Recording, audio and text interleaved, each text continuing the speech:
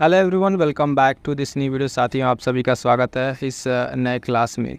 जैसा कि आप देख पा रहे हैं साथियों, आज हम लोग डिस्कस करने वाले हैं कंप्लीट पीवाईक्यू एनालिसिस होगी। और ये क्लास किस तरीके से होगी, थोड़ा सा मैं इसके बारे में आपको बताना चाहूँगा।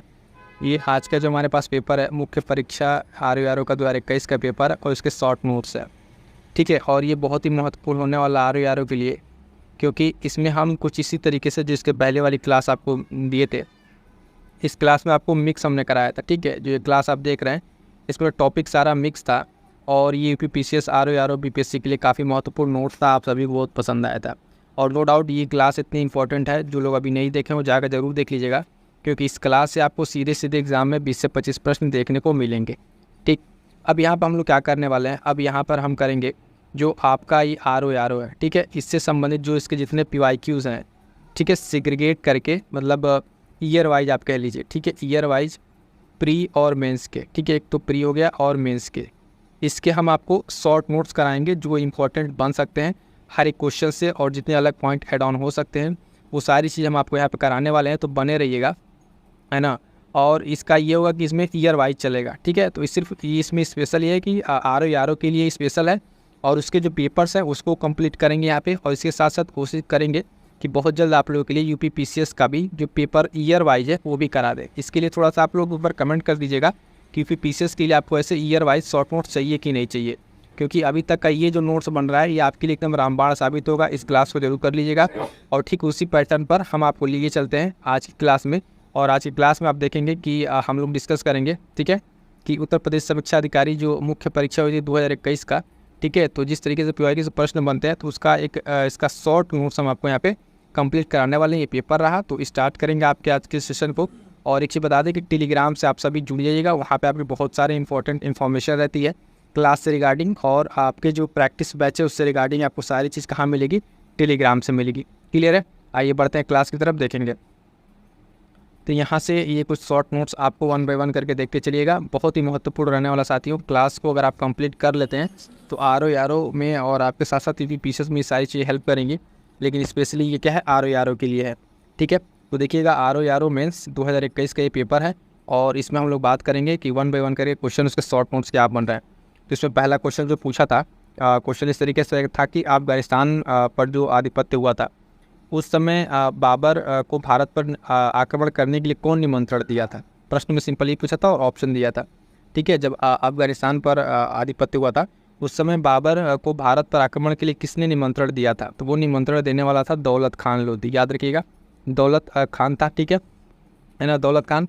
और एक इंपॉर्टेंट पॉइंट इसके बारे में ये ध्यान रखिएगा, ये सूबेदार था कहाँ का, पंजाब का। ये पॉइंट अलग से इसमें बनेगा, ठीक है। अगर अगली बार इस पर क्वेश्चन बनता है तो सिंपल सा पूरा स्टेटमेंट आपको दे देगा PYQ से ही, और पूछ लेगा कि उस टाइम ये सूबेदार कहाँ का था, तो पंजाब का ये सूबेदार था दौलत खान। क्लियर है? अगला पॉइंट है साथियों कि एक बुक है डेथ इन बनारस, इस पुस्तक के लेखक कौन है, तो डेथ इन बनारस पुस्तक के लेखक हैं जोनाथन पैरी। कौन? जोनाथन पैरी। अब इनसे तो ये सवाल पूछ लिया, इस बुक पे पूछ लिया, अब फर्दर आगे भी कुछ इनसे पूछ सकता है रिलेटेड।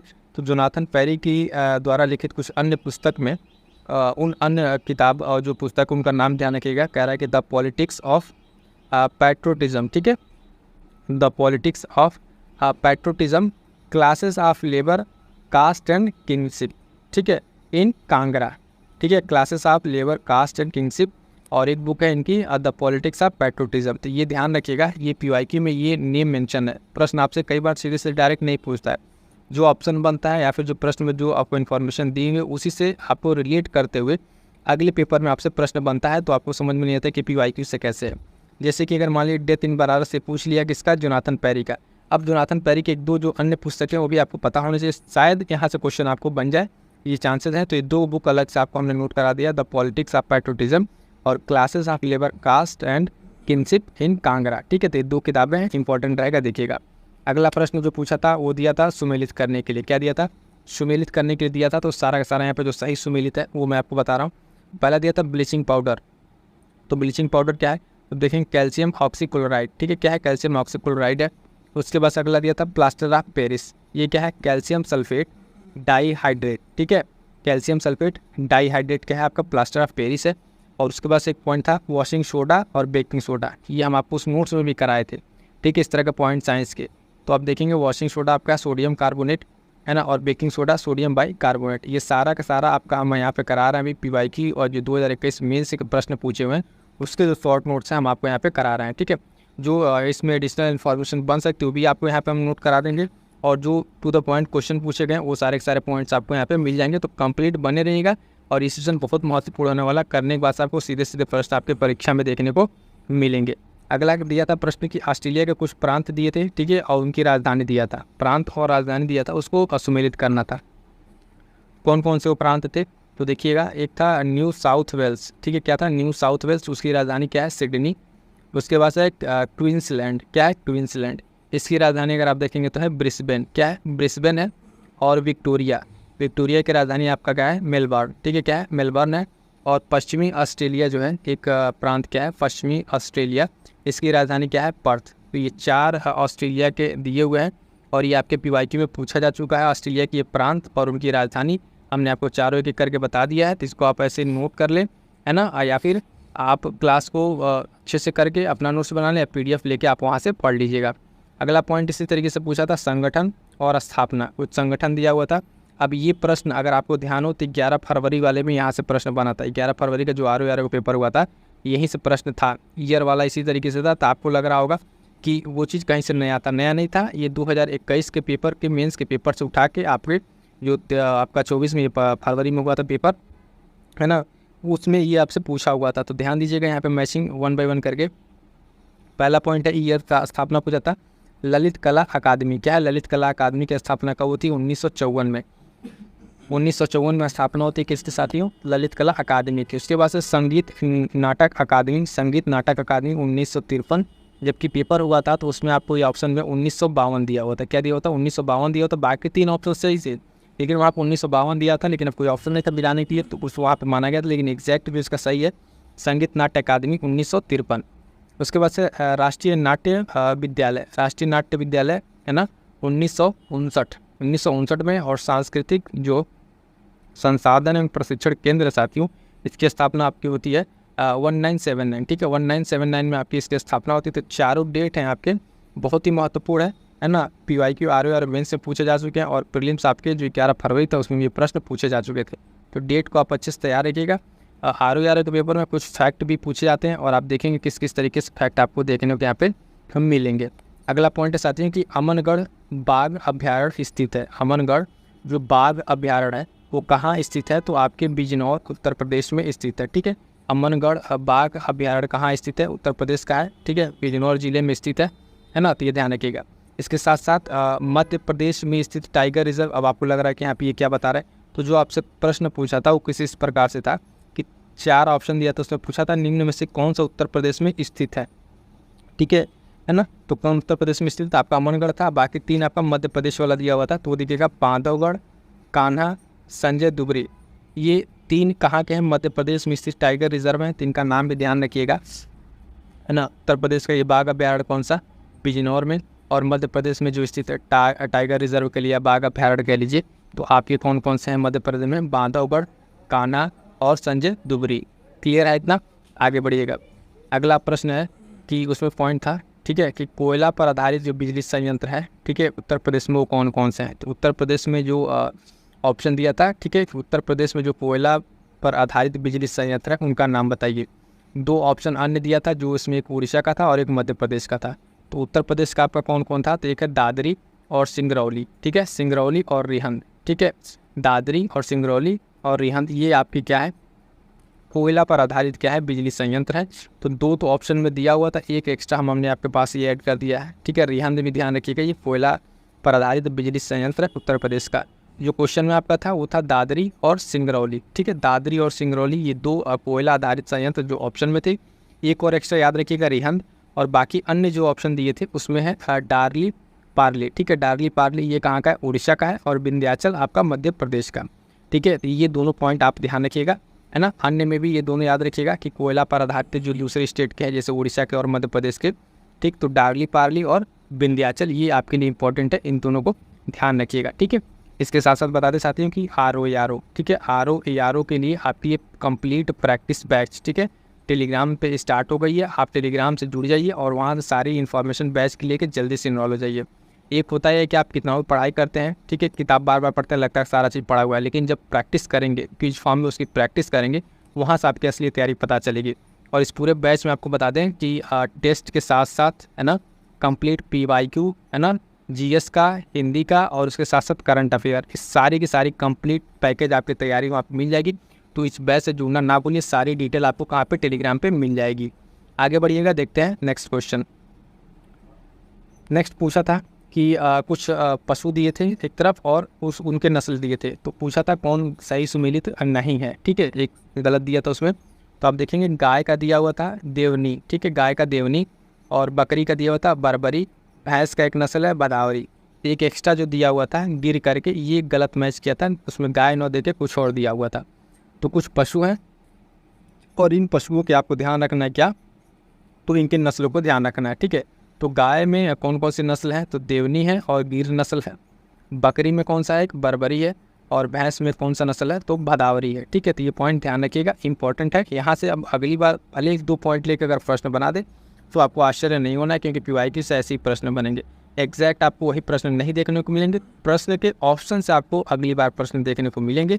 तो जब आप ऑप्शन को अच्छे से तैयार रखिएगा तो प्रश्न आपका गलत नहीं होगा। जैसे कि अब अगला पॉइंट में पूछा था, पुस्तक दिया था और एक तरफ लेखक दिया हुआ था, ठीक।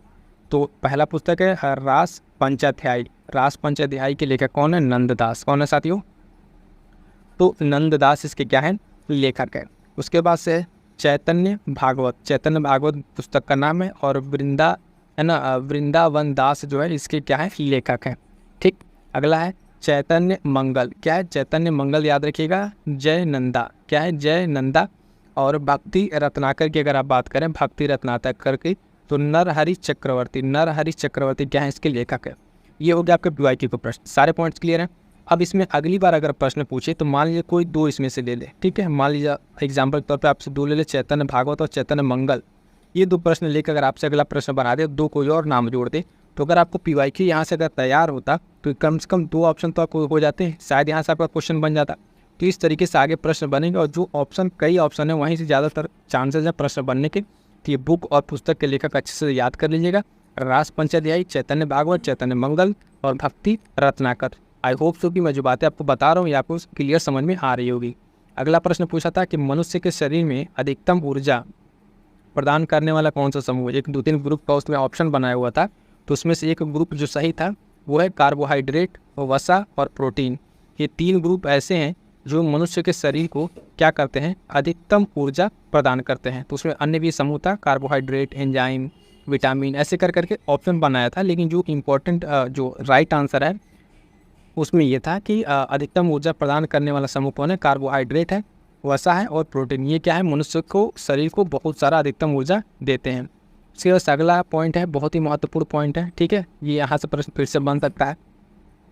तीनों जो गोलमेज सम्मेलन है, ठीक है, राउंड टेबल कॉन्फ्रेंस जो हुआ था तीनों, उसमें भाग लेने वाले भारतीय कौन है, मतलब तीनों में इन्होंने भाग लिया था, तो वो अपने हैं डॉक्टर भीमराव अम्बेडकर, ठीक है, इनका नाम याद रखिएगा। ये अकेले ऐसे व्यक्ति मतलब जो तीनों गोलमेज सम्मेलन में भाग लिए थे।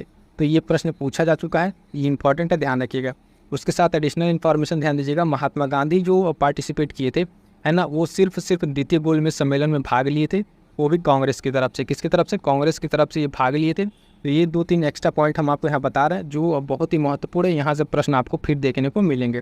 तो महात्मा गांधी देखिएगा, महात्मा गांधी जो है सिर्फ द्वितीय गोलमेज सम्मेलन में भाग लिए थे कांग्रेस की तरफ से। और भारत से अगर बात करें तो भारत से महिलाओं में जो 2 लोग हैं, ये लोग पार्टिसिपेट किए थे। एक तो एनी बेसेंट थी, कौन, एनी बेसेंट, और सरोजनी नायडू, कौन, सरोजनी नायडू। ये 2 भारतीय महिलाएं थी जो गोलमेज सम्मेलन में भाग ली थी। और किस गोलमेज सम्मेलन में, तो द्वितीय सम्मेलन में भाग लेती, यानी सेकंड राउंड टेबल कॉन्फ्रेंस में भारत से 2 महिलाएं गई थी, एक तो एनी बेसेंट गई थी और सरोजनी नायडू। इन दोनों लोगों का नाम आप याद रखिएगा, बहुत ही महत्वपूर्ण है, अगली बार यहाँ से प्रश्न बनेगा, ठीक है। तो ये चीज़ ध्यान रखिएगा, 2 महिलाएं, एनी बेसेंट और सरोजनी नायडू, क्लियर है। आगे बढ़िएगा, अगला पॉइंट, बाल्टिक सागर, नाम सुना होगा, मैपिंग का प्रश्न है। बाल्टिक सागर के तट पर स्थित कौन कौन से देश हैं, वो देश का नाम पूछा था। ग्रुप देखे तो वो सारे के सारे देश का नाम हमने मेंशन कर दिया है। और बाल्टिक सागर है कहाँ, तो आपके अटलांटिक महासागर की एक शाखा है, क्या है, अटलांटिक महासागर की एक शाखा है बाल्टिक सागर। और आप देखेंगे तो इसमें कौन कौन से इस बाल्टिक सागर के तट पर देश स्थित हैं। तो पहला आता है डेनमार्क, ठीक है, सुनते जाइएगा, एस्टोनिया, फिनलैंड, है ना, लातविया, लिथुआनिया, स्वीडन और पूर्वोत्तर जर्मनी। इसके साथ साथ 2 देश कौन है, पोलैंड है और रूस है, पोलैंड और रूस। तो इतने सारे अगर आप देखेंगे तो देश जो है बाल्टिक सागर के हैं। और ये ऐसा आपको थोड़ा सा क्वेश्चन टफ लग सकता है, देखिए इतने देश के नाम याद रखने हैं तो याद रखना पड़ेगा। जी हाँ, क्योंकि आप देखेंगे आर के मेंस में इसी तरीके के प्रश्न आपसे बहुत डीप जाके और इस तरीके से फैक्चुअल भी प्रश्न आपसे पूछे जाते हैं। तो ये हम कोई अन्य प्रश्न आपको नहीं करा रहे हैं, मेंस के पेपर के सारे पॉइंट्स हैं जो मैं आपको डिस्कस कर रहा हूँ। नो डाउट आपको इसी पैटर्न पर आपको तैयारी को आगे बढ़ाना है। तो फिर से ध्यान दीजिएगा एक बार, बाल्टिक सागर के तट पर कौन कौन है, Denmark, Estonia, Finland, Latvia, Lithuania, Sweden, पूर्वोत्तर जर्मनी, पोलैंड और रूस। बेहतर होगा कि आप एक बार इसको मैप पे जरूर देख लीजिएगा ताकि आपको सारा पॉइंट क्लियर हो जाए। आगे बढ़ेंगे, अगला पॉइंट पूछा था कि एक त्रिशूल, ठीक है, त्रिशूल जो ये चोटी है ये हिमालय पर्वत की एक चोटी है, ठीक है। ये पूछा था स्टेटमेंट देके कि ये कहाँ पर स्थित है, तो इसका स्टेटमेंट इसमें था, ठीक है, बागेश्वर जिला उत्तराखंड। तो ये बिल्कुल सही है, ठीक है। त्रिशूल जो चोटी है ये हिमालय पर्वत की एक चोटी है ना, और ये उत्तराखंड के बागेश्वर जिले के समीप स्थित है। ठीक, किस हिमालय रेंज में है, तो पश्चिमी कुमाऊं में। कहाँ पे, पश्चिमी जो आप देखते हैं नेपाल हिमालय, पंजाब हिमालय, कुमाऊं हिमालय, तो उस तरीके से जो ये है पश्चिमी कुमाऊं हिमालय में है। और ये जो इस त्रिशूल है इसकी 3 चोटियाँ हैं, त्रिशूल 1, 2 और 3, ठीक है, 3 चोटियाँ हैं त्रिशूल की। उसके साथ साथ इसमें पॉइंट दिया तो सबसे ऊंची चोटी कौन सी है, तो 7120 मीटर की जो सबसे ऊंची चोटी है वो आपकी इसमें त्रिशूल की एक चोटी है, ये इसमें दिया था। तो इस पूरे पॉइंट में आपको जो प्रश्न पूछा था उसमें एक चोटी का मेंशन किया था कि कितना मीटर है और पूछा था कि ये कहाँ पर स्थित है।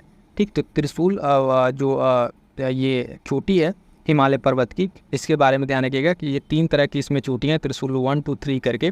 और इसकी सबसे ऊंची चोटी कौन है, 7120 मीटर पर उपस्थित है। ठीक, आगे बढ़िएगा, अगला पॉइंट कह रहा है कि स्थलीय पारितंत्र का उपभाग नहीं है। यानी जो आपको क्वेश्चन दिया हुआ था उसमें 3 एग्जाम्पल ऐसे थे जो स्थलीय पारितंत्र का भाग थे, एक जो है उसका भाग नहीं है। तो वो ध्यान रखिएगा, स्थलीय पारितंत्र का जो भाग नहीं है वो सागरीय पारितंत्र है, ठीक है। उसी में ऑप्शन था सागरीय पारितंत्र, तो ये पारितंत्र उसका भाग नहीं है। और एक बात इन्फॉर्मेशन अलग से मैं आपको बताऊं, जो सागरीय पारितंत्र होता है ना, पारिस्थितिकी तंत्र, वो क्या है, सबसे अस्थायी परितंत्र होता है। क्या होता है, सबसे अस्थायी होता है, क्या है ना, सागरीय परितंत्र। उसके बाद से इसमें है कि स्थलीय जो पारितंत्र है उसके भाग तब कौन कौन है, तो उसमें देखिएगा टुंड्रा है, ठीक है, वन है, मरुस्थल है, पर्वत है, अर्धशुष्क, ठीक है। ये सब सारे क्या हैं आपके जो स्थल से रिलेटेड है वो क्या है, इसके भाग हैं। और सागरीय परितंत्र उसका भाग नहीं है। इंपॉर्टेंट पॉइंट ये रहेगा इसमें सबसे ज़्यादा कि ये सबसे अस्थायी परितंत्र होता है, ठीक है। तो ये चीज़ ध्यान रखिएगा, क्लियर है। आगे बढ़ते हैं, अगला पॉइंट पूछा था इसमें, अगला पॉइंट है कि भारतीय संविधान में भाग 9A में क्या उल्लेखित है, तो शहरी क्षेत्र के लिए जो स्थानीय स्वशासन के बारे में बात की गई इकाइयों के बारे में उसको मान्यता दी गई है। ठीक, तो ये कब दी गई है, ये पॉइंट भी ध्यान रखिएगा। तो 74वां संविधान संशोधन 1992 में इसको दी गई और नाम दिया गया था क्या, नगर पालिका। क्या नाम दिया गया था, नगर पालिका। 73वें में बात की गई थी संविधान संशोधन 1992 करके नगर पंचायत के बारे में। ठीक, नगर पंचायत के बारे में बात की गई थी। ठीक, तो उसको यहाँ पे नहीं देखना, आपको नगर पालिका का देखना है, ठीक है, नगर पालिका है ना। और ये भाग इसमें याद रखिएगा, भाग 9A, ठीक है, शहरी क्षेत्र के लिए। अनुच्छेद कहाँ से कहाँ तक इसमें बात की गई है, तो 243B से 243ZG तक, ठीक है, ये अनुच्छेद भी याद रखिएगा, है ना। ये पॉइंट अगर आप देखें तो इस तरीके के सारे जो मिक्स स्टैटिक पॉइंट है, अब हमने आपको जो नोट्स करा रखा है PYQ वाला, इसके पहले वाला जो, उसमें सारे पॉइंट्स आ चुके हैं लगभग, और वहाँ पर और डिटेल भी करके हम आपको शॉर्ट नोट्स में बता चुके हैं। तो ये प्रश्न के फॉर्म में आपसे पूछा था कि आप बताइए कि किस भाग में है, तो 9A में, ठीक है, शहरी क्षेत्र के लिए क्या है, नगर पालिका और स्थानीय स्वशासन के बारे में बात की गई है। कौन सा संविधान संशोधन है, कौन सा अनुच्छेद है, ये सारे के सारे पॉइंट्स आपको क्लियर होने चाहिए। एक अगला पॉइंट है कि जैव डीजल पौधा कौन सा है, तो जैव डीजल पौधा जो है वो जेट्रोफा है। कौन है, जेट्रोफा। जेट्रोफा नाम का एक पौधा है, ये क्या है, तो जैव डीजल पौधा है। इसके अन्य नाम भी याद रखिए, अगर ये पूछा गया तो अन्य नाम भी पूछा जा सकता है। तो उस अन्य नाम में रत्नजोत, ठीक है, जैव डीजल और जेट्रोफा कार्कस। जेट्रोफा कार्कस इसके अन्य नाम है। तो 3 अन्य नाम भी है जेट्रोफा के, अगर आप देखते जैव डीजल पौधा, ठीक है, उसको जैव डीजल पौधा में कौन आएगा, तो जेट्रोफा आएगा। इसका अन्य नाम क्या है, रतनजोत, जैव डीजल और जेट्रोफा कारकस। ये पॉइंट आप ध्यान रखिएगा। इसके बाद ये प्रश्न पूछा था कि मंदसौर जो अभिलेख है, मंदसौर अभिलेख है, इसका संबंध किस शासक से है, तो सीधा सीधा इसका राइट आंसर था उसमें, ठीक है, कुमारगुप्त प्रथम से। ठीक है, कुमारगुप्त प्रथम से इसका संबंध है और ये गुप्त शासक है। कौन है, गुप्तकालीन शासक है। हमने आपको उस पॉइंट में जब शॉर्ट नोट्स करा रहे थे वहाँ पे एक जगह पूरे गुप्त काल के जो प्रमुख अभिलेख हैं उसमें मंदसौर के साथ साथ और भी जो अन्य थे सारा का सारा आपको मेंशन कर रखा है। यहाँ पे देखिएगा क्या क्या इंपॉर्टेंट पॉइंट, मंदसौर अभिलेख, इसकी रचना किसने की थी, तो कवि वत्सव। ठीक है, कवि वत्सव जो है इसके रचना किए थे। इस अभिलेख में इंपॉर्टेंट क्या है, तो इसमें सूर्य पूजा का वर्णन मिलता है। क्या मिलता है, सूर्य पूजा का वर्णन मिलता है। और गुप्त काल में सर्वाधिक जो अभिलेख जारी हुए हैं वो इसी राजा के समय जारी हुए हैं, यानी कुमारगुप्त प्रथम के समय। कौन, कुमारगुप्त प्रथम के समय आप देखेंगे तो सर्वाधिक क्या जारी हुए हैं, अभिलेख जारी हुए हैं। तो देखिए एक प्रश्न आपको यहाँ से पूछा था, सिर्फ मंदसौर अभिलेख संबंधित है किससे, कुमारगुप्त प्रथम से। हमने आपके लिए इतना एडिशनल सारी चीज़ें जो इन्फॉर्मेशन रिलेवेंट है वो आपके लिए ला रखा है, इससे आगे फर्दर कुछ क्वेश्चन जो बने वो आपका गलत ना हो। तो ये फ़ायदा होता है कि आपको जब PYQ एनालिसिस देखते हैं और उसके शॉर्ट नोट्स देखते हैं तो इस तरीके से अगर आप बनाते हैं तो आपके लिए इन्फॉर्मेशन क्या होगा, हेल्पफुल होगा। अगर सीधे सीधे सिर्फ बता दिया जाए मंदसौर अभिलेख का संबंध कुमारगुप्त से, तो ठीक है आपको सारी किताबों में लिखा हुआ है, लेकिन कई जगह से देखने के बाद है ना, कई बुक के एनालिसिस करा, इससे रिलेटेड जो इन्फॉर्मेशन है वो आपके लिए यहाँ पे सारी चीज़ें एक साथ मिल रही हैं, जो आपके एग्जाम के लिए बहुत ही हेल्पफुल होगी। चाहे RO दे रहे हैं, ठीक है, उसके साथ साथ PCS में भी ये हेल्प करेगा। तो ये ध्यान रखिएगा, मंदसौर अभिलेख की रचना किसने की थी, तो कवि वत्सव ने। और इस अभिलेख में सूर्य पूजा का वर्णन मिलता है। किसका, सूर्य पूजा का वर्णन मिलता है। सीधे से पूछ लेगा किस अभिलेख में सूर्य पूजा का वर्णन है, मंदसौर अभिलेख, एहोल अभिलेख, इस तरीके से बहुत सारे अभिलेख का ऑप्शन दे देगा। और सर्वाधिक गुप्त काल में किसने अभिलेख जारी किए हैं, तो कुमारगुप्त प्रथम ने। ठीक है, तो बहुत ही इंपॉर्टेंट पॉइंट है, इसलिए इसको थोड़ा अच्छे से समझ लीजिएगा। अगला पॉइंट दिया था पार्वती अर्गा। ठीक है, यूपी स्पेशल का प्रश्न था। RO में ध्यान दीजिएगा, RO में आपका यूपी स्पेशल का प्रश्न पूछा जाता है, चाहे प्री हो चाहे मेन। तो यूपी स्पेशल की जितनी क्लासेस कराई हैं प्लेलिस्ट बनी हुई है, जाकर वहाँ से कंप्लीट कर लीजिएगा। वहाँ से एक भी क्वेश्चन आपका बाहर नहीं जाएगा। ठीक है, उसमें हमने करा रखा है, जो वन अभ्यारण्य वाला चैप्टर करा रहे थे वहाँ पे सारी चीज़ आपको करा रखा है। पार्वती अर्गा जो है पूछा था रामसर स्थल कहाँ पर है, तो इसकी स्थिति आप देखेंगे ये उत्तर प्रदेश के जो है गोंडा जिले में स्थित है, पार्वती अर्गा रामसर स्थल। इसके साथ साथ ये एक पक्षी अभ्यारण्य भी है। तो पक्षी अभ्यारण्य वाला जब टॉपिक करा रहे थे वन्य जीव अभ्यारण्य, अभी भी क्लास वहाँ पर है, आप जाके देखिए, प्लेलिस्ट बनी हुई है। ठीक है, तो वहाँ पे कंप्लीट जितने उत्तर प्रदेश के वन्य जीव अभ्यारण्य में है ना, पक्षी अभ्यारण्य है ना, पक्षी अभ्यारण्य के साथ साथ जो बाकी वन्य जीव अभ्यारण्य है ना, पार्क है, वो सारे के सारे आपको करा रखा है इंपॉर्टेंट MCQ प्रैक्टिस के साथ। तो अगर आप उतना कर लेते हैं तो आपको अन्य चीज़ करने की ज़रूरत नहीं पड़ेगी। फिलहाल यहाँ पे ध्यान दीजिएगा, पार्वती अर्गा जो है आपका गोंडा जिले में स्थित है और ये एक पक्षी अभ्यारण्य है। आगे बढ़ेंगे, देखेंगे नेक्स्ट पॉइंट क्या है, कि पॉइंट था कि भारत में जो है प्रथम कृषि विज्ञान केंद्र की स्थापना कहाँ होती है। ठीक है, तो यहाँ पे दोनों चीज़ दे दिया है कि पहले पौंडीचेरी में होती है, उसके साथ डेट भी आपको मेंशन कर दिया है 1974 में। क्या पता अगली बार आपसे पूछ ले मैच करने को लेके, उसमें ये पॉइंट डाल दे मैच वाले में, डेट वाले में, कि भारत में प्रथम कृषि विज्ञान केंद्र की स्थापना, और उसमें आप एक ऑप्शन 1974 दे दे। तो इस तरीके से आप याद रखेंगे कि स्थापना कहाँ होती है, पौंडीचेरी में होती है। भारत में प्रथम कृषि विज्ञान केंद्र की स्थापना पौंडीचेरी 1974 में। क्लियर है, इस तरीके से प्रश्न आपको तैयार रखना है। अगला पॉइंट दिया था क्वेश्चन के फॉर्म में, नदी दिया था कावेरी, नर्मदा, महानदी और ताप्ती, 4 नदियाँ थी। कहा था कि इन नदियों में सबसे बड़ा जो नदी घाटी बेसिन है क्षेत्रफल के मामले में, ठीक है, वो कौन सा है, तो वो सीधा सा आंसर हो गया था आपका महानदी। कौन, महानदी। ठीक है, कावेरी था, कावेरी, नर्मदा, महानदी और ताप्ती, 4 नदियाँ थी। इससे पूछा था कि सबसे बड़ा नदी घाटी जो है बेसिन क्षेत्रफल के मामले में, तो आंसर हो गया था महानदी हो जाएगा। ठीक है, ध्यान रखिएगा, नर्मदा और ताप्ती। ठीक है, नर्मदा और ताप्ती कौन सी नदी है, तो ये आपकी वेस्टर्न फ्लो वाली नदी है और ये भ्रंश घाटी से होकर बहती हैं। ये दोनों पॉइंट भी आपको पता होगा, जिसके ऊपर ध्यान देखिएगा। फिर अगला पॉइंट इसी तरीके से मैच करके पूछा था, देखेंगे वैज्ञानिक नाम पूछा था और कार्यक्षेत्र, एक तरफ वैज्ञानिक नाम और एक तरफ उनके कार्यक्षेत्र दिया हुआ था। तो ध्यान दीजिएगा, एक तो इसमें आपको आ रहा होगा MS स्वामीनाथन वाला। ठीक है, MS स्वामीनाथन, हरित क्रांति। बाकी 3 बहुत इंपॉर्टेंट है जो शायद उतना जिन जनरल नहीं पूछा जाता है, जैसे कि बीरबल साहनी। ठीक है, बीरबल साहनी, इनको संबंधित है, ये किससे कार्यक्षेत्र इनका है, जीवाश्म वनस्पति विज्ञान। कौन? जीवाश्म वनस्पति विज्ञान इनका कार्यक्षेत्र है। केसी मेहता, ठीक है, अगला पॉइंट है, जो केसी मेहता थे वैज्ञानिक, इनका जो है पादप जो रोग विज्ञान है उससे संबंधित है केसी मेहता। अगला पॉइंट है पी माहेश्वरी, ठीक है, पी माहेश्वरी जो है ये भ्रूण विज्ञान से संबंधित है। किससे? भ्रूण विज्ञान से संबंधित है, ये चीज़ ध्यान रखिएगा। तो चारों को चारों आप याद रखिएगा, मे बी आपके लिए हो एम एस स्वामीनाथन हरित क्रांति के जनक, ठीक, कार्यक्षेत्र इनका। लेकिन ये तीन बहुत इंपॉर्टेंट, ये तीन से आपको फिर से प्रश्न बनेंगे, ठीक है, तो तीनों याद रखिएगा। कौन किससे संबंधित है, ठीक। आप देखेंगे कि बीरबल साहनी जो है किससे? जीवाश्म वाले से संबंधित है, पादप रोग विज्ञान से केसी मेहता और पी माहेश्वरी, तीन लोगों का ये नाम याद रखिएगा। यहाँ से आपको आगे क्वेश्चन देखने को मिलेगा। अगला प्रश्न था कि उत्तर प्रदेश में जो है उत्तर प्रदेश कृषि विविधीकरण परियोजना, जिसको यूपी डास कहा जाता है, ये प्रायोजित की गई थी किसके द्वारा? तो विश्व बैंक के द्वारा इसको प्रायोजित किया गया था। योजना का नाम याद रखिएगा, उत्तर प्रदेश कृषि विविधीकरण परियोजना, ठीक। इसका उद्देश्य क्या है? तो उद्देश्य ध्यान रखिएगा, उद्देश्य में इसका उद्देश्य ये था कि किसानों की भागीदारी के माध्यम से, यानी किसानों की भागीदारी बढ़ा के कृषि जो विविधीकरण प्रक्रिया उसको और तेज करना। क्या करना? कृषि की जो विविधीकरण प्रक्रिया है उसको और तेज करना, ठीक है, भागीदारी के माध्यम से। तो ये जो उत्तर प्रदेश कृषि विविधीकरण परियोजना है ये किसके द्वारा प्रायोजित थी? विश्व बैंक के द्वारा प्रायोजित थी। ये पॉइंट आपको ध्यान में रखना है। क्लियर है? आगे बढ़ते हैं, आगे देखेंगे अगला पॉइंट कि उत्तर प्रदेश में कृषि समृद्धि आयोग की स्थापना कब की गई थी? सीधा सीधा ये प्रश्न पूछा था कि उत्तर प्रदेश में कृषि समृद्धि आयोग की स्थापना कब की गई थी? तो आप देखेंगे नवंबर 2017 में। कब? नवंबर 2017 में इसकी स्थापना की गई थी।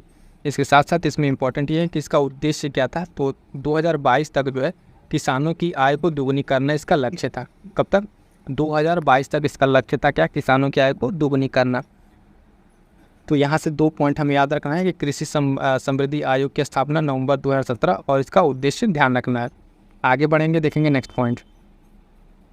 अगला पॉइंट है कि शेरशाह सूरी को जाना जाता है, किस लिए जानता है? तो एक शानदार प्रशासनिक अधिकारी के तौर पे, व्यवस्था निर्माता के तौर पे, और इसके साथ साथ एक दो काम, जैसे कि इसने दिल्ली के पुराना किला जो है, दिल्ली का पुराना किला, उसके भीतर एक मस्जिद का निर्माण कराया था। कौन सी मस्जिद थी वो? किला कोहना करके एक मस्जिद थी जो दिल्ली के पुराने किले के अंदर ये मस्जिद आपको देखने को मिलेगी। तो इसका निर्माण किसने करवाया था? तो सिंपल सा शेरशाह सूरी ने। प्रश्न पूछेगा कि किला ए कोहना, आपको मैच में दे दे या फिर इस तरीके से दे दे, किला ए कोहना जो मस्जिद है वो कहाँ पर है? तो वो केस में भी आपको ध्यान रखना है कि पुराने किले में, दिल्ली के पुराने किले में निर्माण किसके द्वारा कराया गया था? तो शेरशाह सूरी के द्वारा। सारे के सारे PYQ का आपके प्रश्न है, जिसके सारे अन्य जो पॉइंट्स बन सकते हैं पॉइंट्स आपको यहाँ पे मेंशन किया जा रहा है। क्लियर है इतना? अगला पॉइंट है कि संस्थाओं का क्रम। इसमें प्रश्न जो पूछा था, कुछ संस्था दिए थे और उन संस्थाओं को क्या करना था? क्रोनोलॉजिकल ऑर्डर में, यानी क्रमानुसार जिस तरीके से था व्यवस्थित करना था। तो पहला इसमें आएगा क्षेत्रीय ग्रामीण बैंक की स्थापना 1975, ठीक, 1975 में स्थापना होती है क्षेत्रीय ग्रामीण बैंक की। उसके बाद से नाबार्ड की स्थापना, तो आप देखेंगे साथी 1982। कब? 1982 में आप देखेंगे नाबार्ड की स्थापना। स्वयं सहायता समूह, ठीक है, स्वयं सहायता समूह का बैंक जो है लिंकेज कार्यक्रम में कब हुआ था? 1992-93 के आसपास। और उसके बाद से एक है किसान क्रेडिट कार्ड योजना, तो 1998। ये चारों को चारों आपको दिया था और इन चारों को आपको क्रोनोलॉजिकल ऑर्डर में अरेंज करना था। ये चारों बहुत ही महत्वपूर्ण है, इसमें से अलग अलग करके भी आपसे पूछा जा सकता है, ठीक है, एक दो उठा के यहाँ से। चारों के आपको डेट याद रखना। 1975 क्षेत्रीय ग्रामीण बैंक है ना, क्षेत्रीय ग्रामीण बैंक की स्थापना, नाबार्ड की स्थापना 1982। ये सब हम आपको शॉर्ट नोट से बता चुके हैं। यहाँ आर स्पेशल में आपको सारी चीज़ें फिर से आपको एक यहाँ पे पेपर वाइज कराई जा रही हैं। स्वयं सहायता समूह की बात करेंगे, बैंक लिंकेज 1992-93, किसान क्रेडिट कार्ड योजना 1998। अगला पॉइंट है, ध्यान दीजिएगा कि प्रोटेक्शन ऑफ प्लांट है ना, वैराइटीज़ एंड फार्मर्स राइट अधिनियम को पारित किया गया था। तो इसको पारित किया गया था 2001 में। कब? 2001 में पारित किया गया था भारत सरकार के द्वारा, ठीक है। तो ये पॉइंट पूछा होता, सीधे से डेट पूछा था। Protection of plant varieties and farmers का जो राइट अधिनियम है साथियों, ये कब पारित किया गया? तो 2001 में भारत सरकार के द्वारा पारित किया गया था। अगला पॉइंट था जो प्रश्न पूछा था कि राष्ट्रीय विकास परिषद का गठन किया गया था, कब किया गया था? डेट आपसे पूछा था, तो 6 अगस्त 1952 को। 6 अगस्त 1952 को आप देखेंगे कि राष्ट्रीय विकास परिषद का गठन किया गया, ठीक। उसके बाद इसका अलग पॉइंट तो बता दें कि इसके अध्यक्ष जो होते हैं वो प्रधानमंत्री खुद होते हैं, ठीक है। इसके अध्यक्ष कौन होते हैं? प्रधानमंत्री खुद होते हैं, अगला पॉइंट भारतीय लघु उद्योग, ठीक है, भारतीय लघु उद्योग विकास बैंक है ना, सिडबी की स्थापना, ठीक है, सिडबी की स्थापना कब हो रही है? तो 2 अप्रैल 1990। कब? 2 अप्रैल 1990 को स्थापना। ये भी एक इम्पॉर्टेंट है, इसको भी क्रोनोलॉजिकल ऑर्डर में करने के लिए एक स्टेटमेंट बना सकता है। ध्यान दीजिएगा, इसका मुख्यालय जो है कहाँ पर है? लखनऊ में। कहाँ पर? मुख्यालय इसका लखनऊ में, तो ये इंपॉर्टेंट हो जाता है। ठीक, भारतीय लघु उद्योग विकास बैंक सिडबी, ठीक है, सिडबी शॉर्ट फॉर्म इसका है ना। 2 अप्रैल 1990 को इसकी स्थापना होती है और मुख्यालय कहाँ पर है? लखनऊ में है। अगला पॉइंट देखिएगा जो क्वेश्चन पूछा था यहाँ पे कि धुएं के मापन के लिए, यानी धुआं है उसके मापन के लिए क्या उपयोग होता है? तो रिंगलमैन स्केल, एक स्केल आती है रिंगलमैन स्केल। इससे क्या होता है? धुएं का घनत्व मापा जाता है और ये धुएं का जो है आभासी घनत्व मापता है। क्या मापता है? आभासी घनत्व मापता है। तो ध्यान दीजिएगा, इंपॉर्टेंट है, ये भी प्रश्न फिर से पूछा जा सकता है कि रिंगलमैन स्केल का उपयोग किसके लिए किया जाता है? तो धुएं मापने के लिए। बाकी अन्य 3 ऑप्शन बना सकता है, ठीक है। तो उसके ध्यान दीजिए, उसके आभासी घनत्व को मापता है रिंगलमैन स्केल। क्लियर है? अगला पॉइंट पूछा था प्रश्न कि एक किताब के संदर्भ में तार्किक व्यवस्था बनानी थी, उस व्यवस्था को आपको बनाना है, ठीक है। व्यवस्था को बनाना है तो कैसे अरेंज करना था?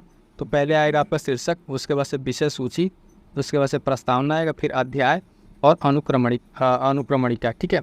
इस तरीके से आपको एक किताब के अंदर आपको सारी चीज़ें देखने को मिलती हैं। तो ये भी एक अरेंज करने के लिए पूछा था, तो ये आपको क्रोनोलॉजिकल ऑर्डर में से अरेंज करके बताना था, ठीक।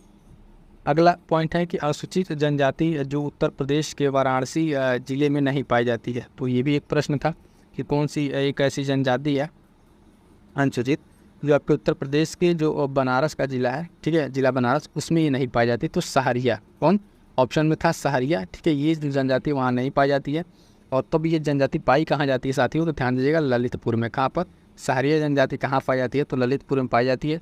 ये भी यूपी की स्पेशल का आपका प्रश्न है, ठीक है, यूपी स्पेशल का प्रश्न है और महत्वपूर्ण है, ठीक।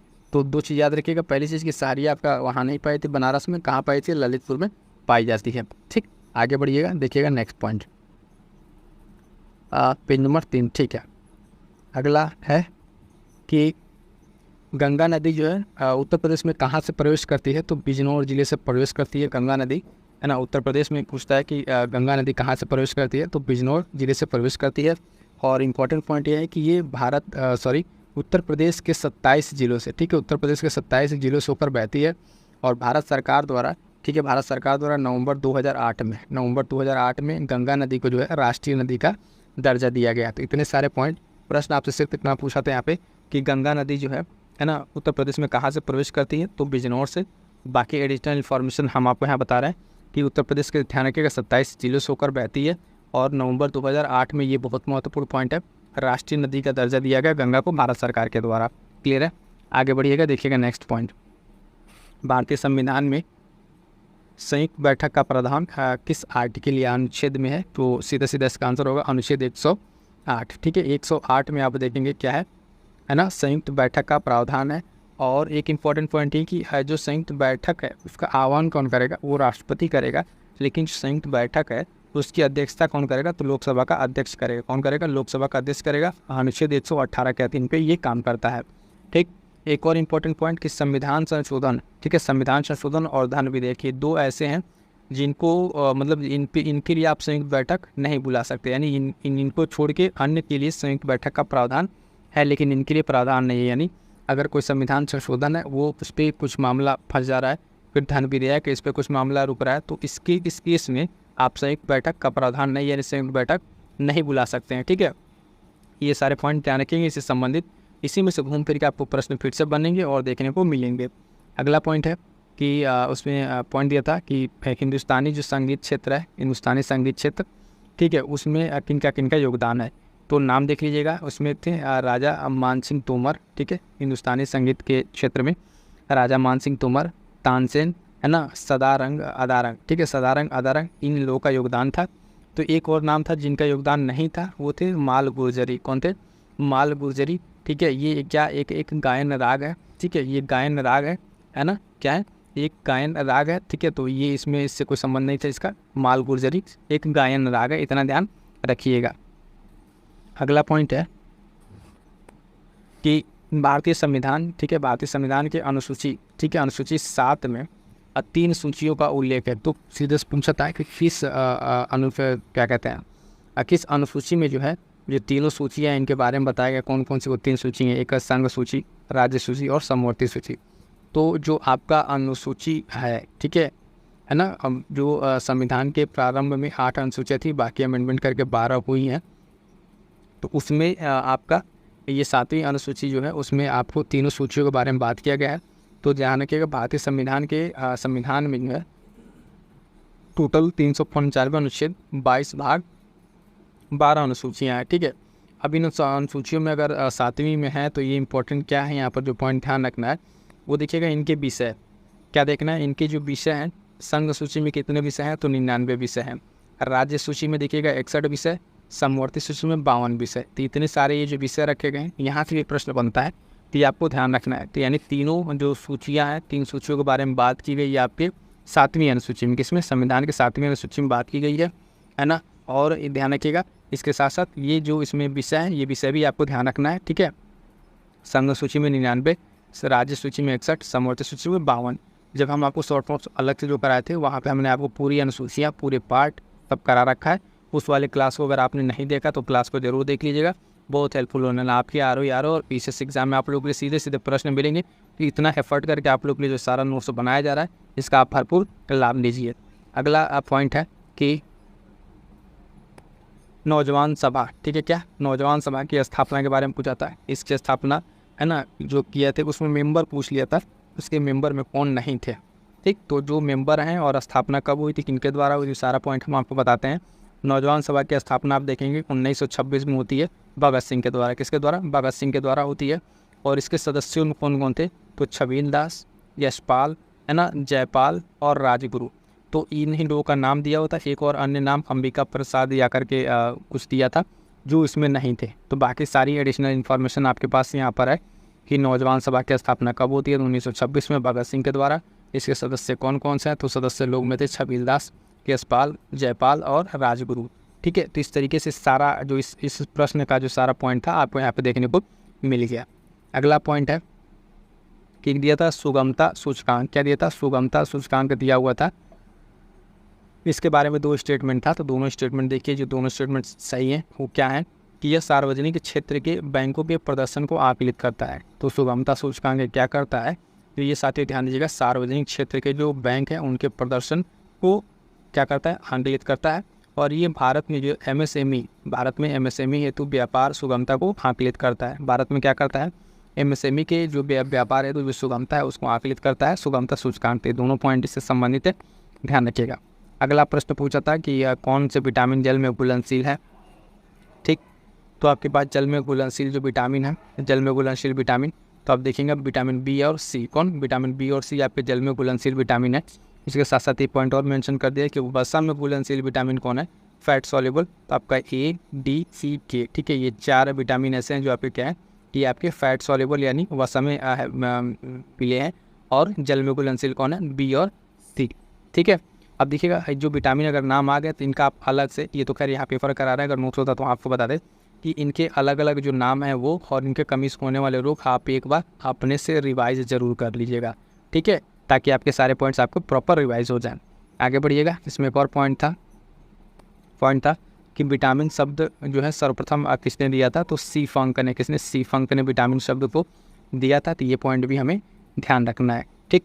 आगे बढ़िएगा, देखिएगा अगला पॉइंट जो प्रश्न के रूप में पूछा था कि ओजोन सांद्रता को मापने के लिए किसका प्रयोग किया जाता है, तो डॉप्सन का। किसका, डॉप्सन ये इकाई है कि क्या करता है, ओजोन का जो कंसंट्रेशन है उसको मापने के लिए प्रयोग होता है, किसका, डॉप्सन का। क्लियर है। अगला पॉइंट जो प्रश्न पूछा था आपसे सीधे सीधे कि 1929 में अखिल भारतीय ट्रेड यूनियन कांग्रेस का अध्यक्ष कौन बना था, तो उस टाइम जो बने थे पंडित जवाहरलाल नेहरू, ठीक है, पंडित जवाहरलाल नेहरू बने थे। ये आपके प्रश्न का पार्ट था। 1929 में अखिल भारतीय ट्रेड यूनियन कांग्रेस के अध्यक्ष कौन बने थे, तो जवाहरलाल नेहरू। बट इसके बारे में जो एडिशनल इन्फॉर्मेशन है कि इसकी स्थापना कब होती है, तो 1920 में, ठीक है, 1920 में इसकी स्थापना होती है साथियों। कहाँ पर होती है, तो ध्यान दीजिएगा बम्बई में। कहाँ पर, बम्बई में। ये 2 पॉइंट याद रखिएगा। मे भी अब इस पर जो प्रश्न बने तो आगे यहाँ से प्रश्न पूछ सकता है, ठीक है। ये तो प्रश्न मेन से पूछ लिया था कि अखिल भारतीय ट्रेड यूनियन 1929 में कौन अध्यक्ष थे, जवाहरलाल नेहरू। लेकिन इसकी स्थापना 1920 में और कहाँ पर, बम्बई में। 2 पॉइंट आपको ध्यान रखना है। अगला पॉइंट है बालखश झील यानी लेक बालखश जो है वो कहाँ स्थित है साथियों, तो बहुत ही महत्वपूर्ण है। ये स्थित है कजाकिस्तान में। कहाँ पर? कजाकिस्तान में स्थित है लेक बालखश या बालखश झील। ठीक है, महत्वपूर्ण है, सीधे सीधे वन लाइनर था। ये पॉइंट ध्यान रखिए, कहाँ पर स्थित है? कजाकिस्तान में स्थित है। अगला पॉइंट प्रश्न फिर इसी तरीके से था कि मध्य पाषाणी का स्थल थे कुछ मध्य पाषाण काल के, उनको पश्चिम से पूर्व में क्या करना था? अरेंज करना था। पश्चिम से पूर्व की अगर बात करें, ठीक है, पश्चिम से पूर्व की अगर आप बात करें साथियों, तो आपको इस तरीके से कुछ इसको अरेंज करना था। तो पहले आपको उसको पता होना चाहिए कि ये जगह है कहाँ। पहला दिया था मैदहा दिया था, लेखिया दिया था, पैसरा और बीरभानपुर। इसका जो एग्जैक्ट लोकेशन आपको पता चलेगा, मैदहा और लेखिया आपका उत्तर प्रदेश में ही है, लेकिन अलग अलग जिला है। एक है प्रतापगढ़, दूसरा मिर्ज़ापुर, तीसरा पैसरा की अगर बात करेंगे आप, तो पैसरा आपका बिहार में है और ये बीरभानपुर आपका पश्चिम बंगाल में। कहाँ पर? पश्चिम बंगाल में है। तो जब आप इसको अरेंज करने की बात करेंगे तो यहाँ पर आपको मिल जाएगा, मान लीजिए यूपी अगर यहाँ बता रहा है तो प्रतापगढ़, फिर मिर्ज़ापुर, है ना, फिर बिहार, फिर पश्चिम बंगाल। तो इस तरीके से चारों पॉइंट आपको पश्चिम से पूर्व की ओर देखने को मिलेंगे। तो इनका जो हमने लिख रखा है क्रम भी उसी तरीके से पश्चिम से पूर्व, यानी ऊपर से आएंगे ये पश्चिम में आपको मिलेगा मैदहा, ठीक है, प्रतापगढ़, फिर मिर्ज़ापुर, बिहार और वेस्ट बंगाल। ये चारों जगह का नाम याद रखिएगा, मध्य पाषाणी का स्थल है। फर्दर इसमें से 1-2 पॉइंट लेकर आपसे आगे प्रश्न पूछा जा सकता है। क्लियर है? अगला है, फिर से सूची दिया हुआ था, सूची 1 और सूची 2। ठीक है, सूची 1 और सूची 2 दिया था, उसका हमने आपको यहाँ मिलान कर दिया है। तो विटामिन की अगर बात करें तो इसमें विटामिन दिया था कैरोटीन, ये एक विटामिन दिया था।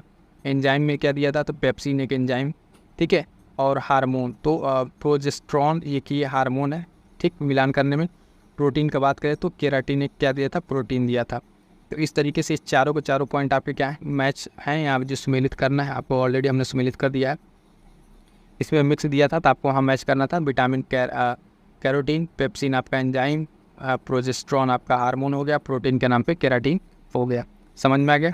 आगे बढ़िएगा। फिर इसी तरीके से मैच का एक प्रश्न था, स्थल दिया हुआ था और संबंधित तीर्थंकर दिए थे। तो जैन धर्म के जो लोग तीर्थंकर हैं वो तीर्थंकर के बारे में यहाँ पे पॉइंट दे रखा था। ठीक, तो तीर्थंकर में कौन कौन पॉइंट था? पहला स्थल दिया था श्रावस्ती। तो श्रावस्ती से संबंधित तीर्थंकर कौन है? संभवनाथ। कौन है? संभवनाथ है। काकंदी, स्थल का नाम काकंदी, यहाँ पे सुविधानाथ। अयोध्या श्री ऋषभनाथ। और पबोशा में कौन है? पदम प्रभु। कौन है? पदम प्रभु।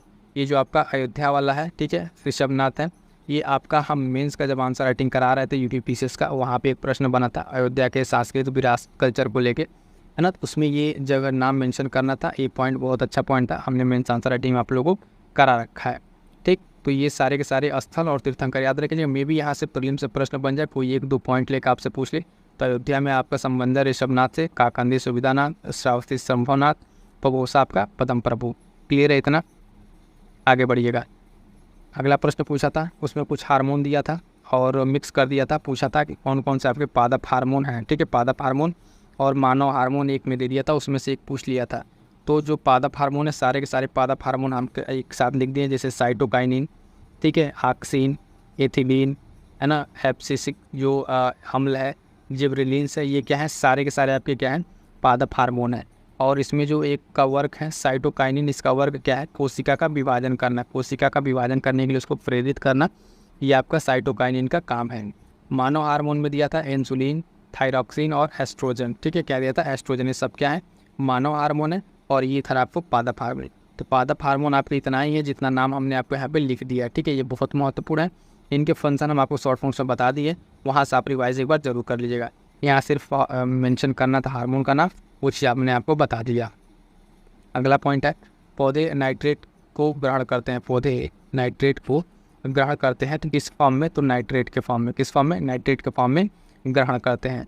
और नाइट्रोजन जो है पौधों में प्रोटीन का निर्माण करते हैं। नाइट्रोजन क्या करता है? पौधों में प्रोटीन का निर्माण के लिए आवश्यक होता है। अगर ये न रहे तो इनकी वृद्धि क्या हो जाती है? रुक जाती है, यानी इनका डेवलपमेंट क्या होगा?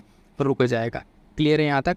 तो पौधे नाइट्रोजन का ग्रहण करते हैं किस फॉर्म में? नाइट्रेट के फॉर्म में। और इसकी कमी से जो प्रोटीन निर्माण है वो क्या है? उसके लिए आवश्यक है, और इसकी कमी से क्या होगा? वृद्धि इनकी रुक जाती है। तो क्लियर है यहाँ तक? पॉइंट जो है देखिएगा। ये जो प्रश्न पूछा था, इस प्रश्न में कुछ इस तरीके से था कि आप देखेंगे कि सूची दी हुई थी और दूसरी सूची, चूँकि मेंस का पेपर है तो थोड़ा सा आपको अटफट लग सकता है, क्योंकि इसमें जो है कई जगह बहुत हद तक ऐसे फैक्ट्स भी पूछे जाते हैं और इस तरीके के डेटा आपको देखने को मिलेंगे, तो लगेगा कि ये तो कोई पूछा ही नहीं गया होगा। लेकिन वो सारे प्रश्न आपको यहाँ पे पूछे गए हैं। मेंस में पूछा गया था यहाँ पे प्रश्न कि एक तरफ बादशाह दिए हुए थे और दूसरी तरफ उनके दीवान। उनको मैच कराना था। तो यहाँ पे ऑलरेडी आपके पास मैच है, तो ध्यान दीजिएगा। अकबर जो है इसके दीवान कौन थे, तो मुजफ्फ़र खान, ठीक है, मुजफ्फ़र खान जो था इसका दीवान था। उसके बाद अगला नाम है जहांगीर का। जहांगीर में देखेंगे गियास बेग इत्मादुद्दौला जो मकबरा आप देखते हैं, ठीक है, तो ये किसका दीवान था, जहांगीर का। शाहजहाँ की बात करेंगे साथियों, तो इसमें आप देखिएगा सादुल्ला खान, ठीक है, सादुल्ला खान आते हैं। और औरंगज़ेब की बात करेंगे तो असद खान, ठीक है, कौन, असद खान यहाँ पर आएंगे, कौन, इसके दीवान। तो ये ऐसा नहीं, देखिए कई बार आर के लिए ये होता है कि जो आपका मेन से पूछा हुआ है वो सीधे सीधे आपके प्रीलिम्स में रिपीट कर देता है। तो इस पॉइंट अभी उसे मैंने मेंस का पेपर एनालिसिस स्टार्ट किया ताकि यहाँ से आपके आर प्रीलिम्स से आपके सीधे सीधे जो है कई क्वेश्चन का बेनिफिट आपसे देखने को मिलेगा। तो ध्यान दीजिएगा इन सारे पॉइंट्स को, जो आपको नया लगेगा उसको नोट कीजिएगा। बाकी PDF के लिए मैं बता रहा हूँ फिर से, आप टेलीग्राम ज्वाइन कर लीजिए, वहाँ सारे PDF आपको अपडेट मिल जाएंगे। बात करेंगे संस्थान दिया था, एक तरफ स्थिति दी हुई थी, यानी एक तरफ जो संस्थान है जो मैं आपको यूपी स्पेशल में बहुत पहले करा चुका हूँ, उसी का पॉइंट था। इसमें देखेंगे आप दिया था राष्ट्रीय जैविक खेती केंद्र, ये कहाँ स्थित है, तो आप देखिए गाजियाबाद में स्थित है। कहाँ पे साथियों, राष्ट्रीय जैविक खेती केंद्र जो है आपका वो स्थित है गाजियाबाद में। उसके बाद अगला पॉइंट पूछा था भारतीय दलहन अनुसंधान संस्थान, कितनी बार ये क्वेश्चन मैं करा चुका हूँ, ठीक है, UPPCS जो स्पेशल वाला उसमें क्लास में भी और बाकी क्विज में भी। तो कानपुर ध्यान रखिएगा, जो भारतीय दलहन अनुसंधान संस्थान है ये कहाँ पर मिलेगा आपको, कानपुर में। भारतीय सब्जी अनुसंधान संस्थान जो है कहाँ पे, वाराणसी में। कहाँ पे, वाराणसी में। ये प्रश्न कई बार प्रीलिम्स से पूछा जा चुका है और मेंस में कई बार भी पूछा जा रहा है। भारतीय गन्ना अनुसंधान संस्थान की बात करेंगे साथियों, ये आप कहाँ पर है, लखनऊ में। चारों के चारों मोस्ट इंपॉर्टेंट लगा लीजिएगा क्योंकि इतनी बार ये पूछा जा चुका है, ये आपको एकदम रट जाना चाहिए सारे के सारे पॉइंट जो संस्थान और इसकी स्थिति से संबंधित प्रश्न है। आगे बढ़ेंगे, अगला प्रश्न जो पूछा था उसमें था कि भारत सरकार ने मूल्य स्थिरीकरण कोष के अंतर्गत संरक्षित रखा था, तो किस फसल को संरक्षित रखा है, तो आलू को। किसको, आलू को संरक्षित रखा है फसल मूल्य नियंत्रण हेतु। किस लिए, फसल मूल्य नियंत्रण हेतु जब आप देखेंगे तो भारत सरकार ने क्या किया है, मूल्य स्थिरीकरण कोष के अंतर्गत किसको संरक्षित रखा है, तो आलू को यहाँ पे संरक्षित रखा है। अगला पॉइंट है कि वाणिज्य के संदर्भ में सही कथन बताना था, तो वो जो सही स्टेटमेंट बनेगा वाणिज्य से संबंधित, वो दोनों स्टेटमेंट आपको हम बताते हैं क्या है। सीधे सीधे पूछा था वाणिज्य के संबंध में सही कथन, तो 2 कथन दिया था, ठीक है, उसमें एक सही एक गलत भी दे सकता है। यहाँ पर जो वाणिज्य से संबंधित 2 कथन है वो आप समझिए क्या है। पहला कह रहा है कि यह व्यवसाय जो है का क्षेत्र है, वाणिज्य क्या है, यह व्यवसाय का क्षेत्र है जो विनिमय की सुविधा के लिए सभी बाधाओं को दूर करने में सहायक होता है, ठीक। तो ये पहला इससे संबंधित इन्फॉर्मेशन। दूसरा है कि यह उपभोक्ताओं तक उत्पादों को वितरित करने के कारकों से संबंधित हो, तो बिल्कुल बात सही है, ठीक है। तो ये दोनों के दोनों आपको पॉइंट आपको ध्यान रखने हैं, वाणिज्य से संबंधित।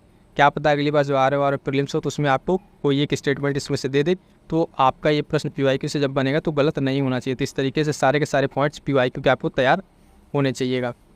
अगला पॉइंट है कुछ वन दिया था, ठीक है, और उसमें आपको बताना था कौन किस क्षेत्र का नहीं है। जैसे एक है भूमध्य सागरीय वन, ठीक है, भूमध्य सागरीय वन है, और दूसरा क्या है आप देखेंगे उष्ण कटिबंधीय वन। तो भूमध्य सागरीय वन में आपको एग्जांपल है ओक का, ठीक है, एक पेड़ है, जैतून है ना, और चेस्टनट है, ये सब किसमें, भूमध्य सागरीय वन में आएंगे।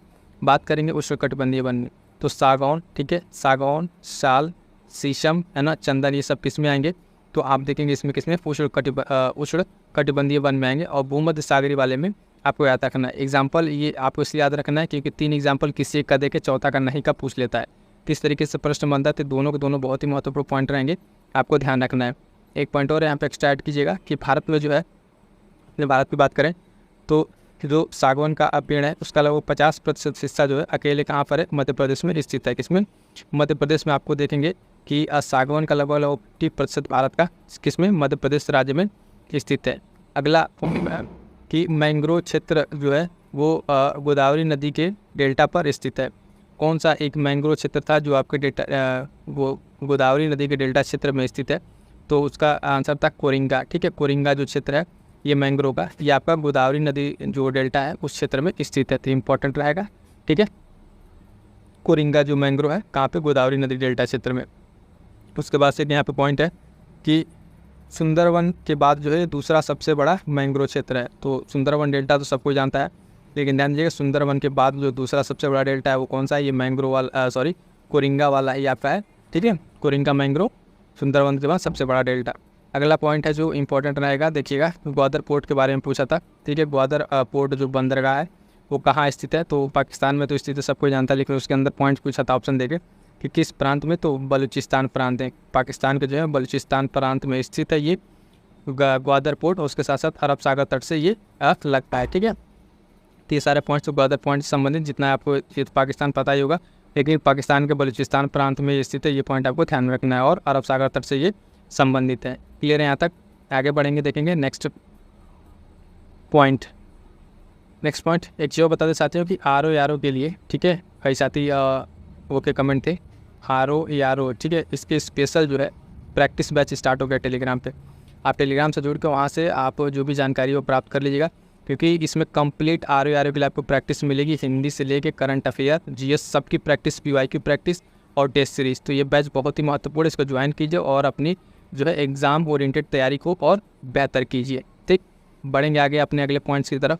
तो देखिएगा पॉइंट्स है कि रामसर आर्द्रभूमि जो स्थल है, ठीक है, यहाँ पे एक कहाँ पर ये स्थित है, इसमें पॉइंट पूछा था। तो पॉइंट का नाम देखिएगा कि पॉइंट कैलीमेरे वन्य जीव और पक्षी अभ्यारण्य। ठीक है, ये एक रामसर भूमि स्थल है, इसका नाम थोड़ा सा आपको ध्यान रखना होगा। पॉइंट कैलीमेरे वन्य जीव और पक्षी अभ्यारण्य ये स्थित है कहाँ पर, तो आप देखेंगे ये स्थित है आपके तमिलनाडु में। तमिलनाडु में कहाँ पे? नागपट्टिनम जो जिला है, नागपट्टिनम जिला तमिलनाडु का, वहाँ पर आप देखेंगे ये स्थित है।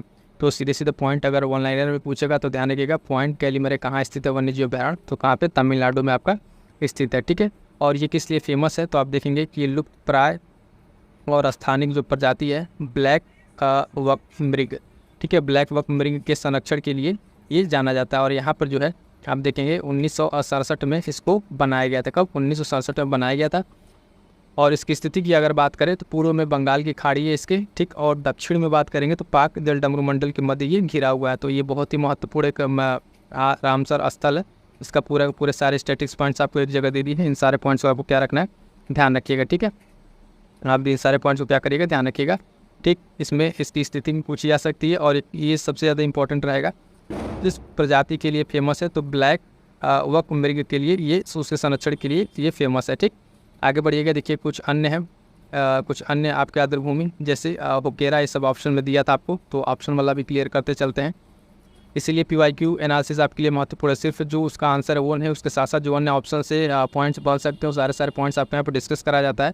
तो ये सेशन इसलिए आपके लिए बहुत महत्वपूर्ण रहता है। कंप्लीट करके इसको देखिएगा। होकेरा आर्द्रभूमि जो है जम्मू कश्मीर है ना, जो है सो मुरेरी जिले के जो है आपका लद्दाख में, और उलर झील आप जानते हैं जम्मू एंड कश्मीर में। अगला पॉइंट था जो पूछा था, तो उसमें था कि यदि किसी समय पर राष्ट्रपति और उपराष्ट्रपति दोनों पद रिक्त हो जाए, उपराष्ट्रपति का और राष्ट्रपति का दोनों का पद एक साथ रिक्त हो जाए, तो उस समय जो है राष्ट्रपति का कार्य कौन करेगा, तो आप देखेंगे भारत का जो मुख्य न्यायाधीश होंगे वो उस समय पे क्या करेंगे, उसका काम करेंगे। ठीक है, या फिर इससे ज़्यादा सुप्रीम कोर्ट के जो सबसे वरिष्ठतम जज होंगे, ठीक, वरिष्ठतम जज होंगे, वो उसका कार्यभार संभालेंगे। जब ये स्थिति एक बार उत्पन्न होगी, उस स्थिति में बात कही गई है। आगे बढ़िएगा, अगला फिर से एक पॉइंट है बहुत ही महत्वपूर्ण। ये पॉइंट कई बार हमने आप पर आ भी चुके हैं ये पॉइंट्स। कालानुक्रम जो इसका क्रम है उसके अनुसार व्यवस्थित करना, यानी कि जिस ईयर में इस्टेब्लिश हुआ है वही आपका पर्यावरण संरक्षण से संबंधित 4 अधिनियम, जो अधिनियम आपके बहुत से महत्वपूर्ण हैं। तो वन्य जीव संरक्षण अधिनियम है ना 1972, वन्य जीव संरक्षण अधिनियम 1972, प्रोजेक्ट टाइगर की बात करेंगे तो 1973, और प्रोजेक्ट हाथी 1992, जैव विविधता अधिनियम आप बात करेंगे 2002। तो चारों अधिनियम बहुत ही महत्वपूर्ण है। और इसके साथ साथ मैं बताऊं कि बूस्टर सीरीज़ में बहुत सारे इस तरह के सारे पॉइंट्स आपको कवर करा चुका है। जो साथी नए हैं, अब तक वो क्लास नहीं किया बूस्टर सीरीज का, तो क्लास जरूर कीजिएगा। प्लेलिस्ट बनी हुई है, वो क्लास आपके लिए बहुत महत्वपूर्ण है। सीधे आपके GS में वहाँ से आपको प्रश्न देखने को मिलेगा। अगला पॉइंट देखिएगा, डेविड हेयर नाम याद रखिए। प्रसिद्ध हिंदू कॉलेज की स्थापना करते हैं, कहाँ पर करते हैं ये, तो 1817 में आप देखेंगे कहाँ पे, कलकत्ता में।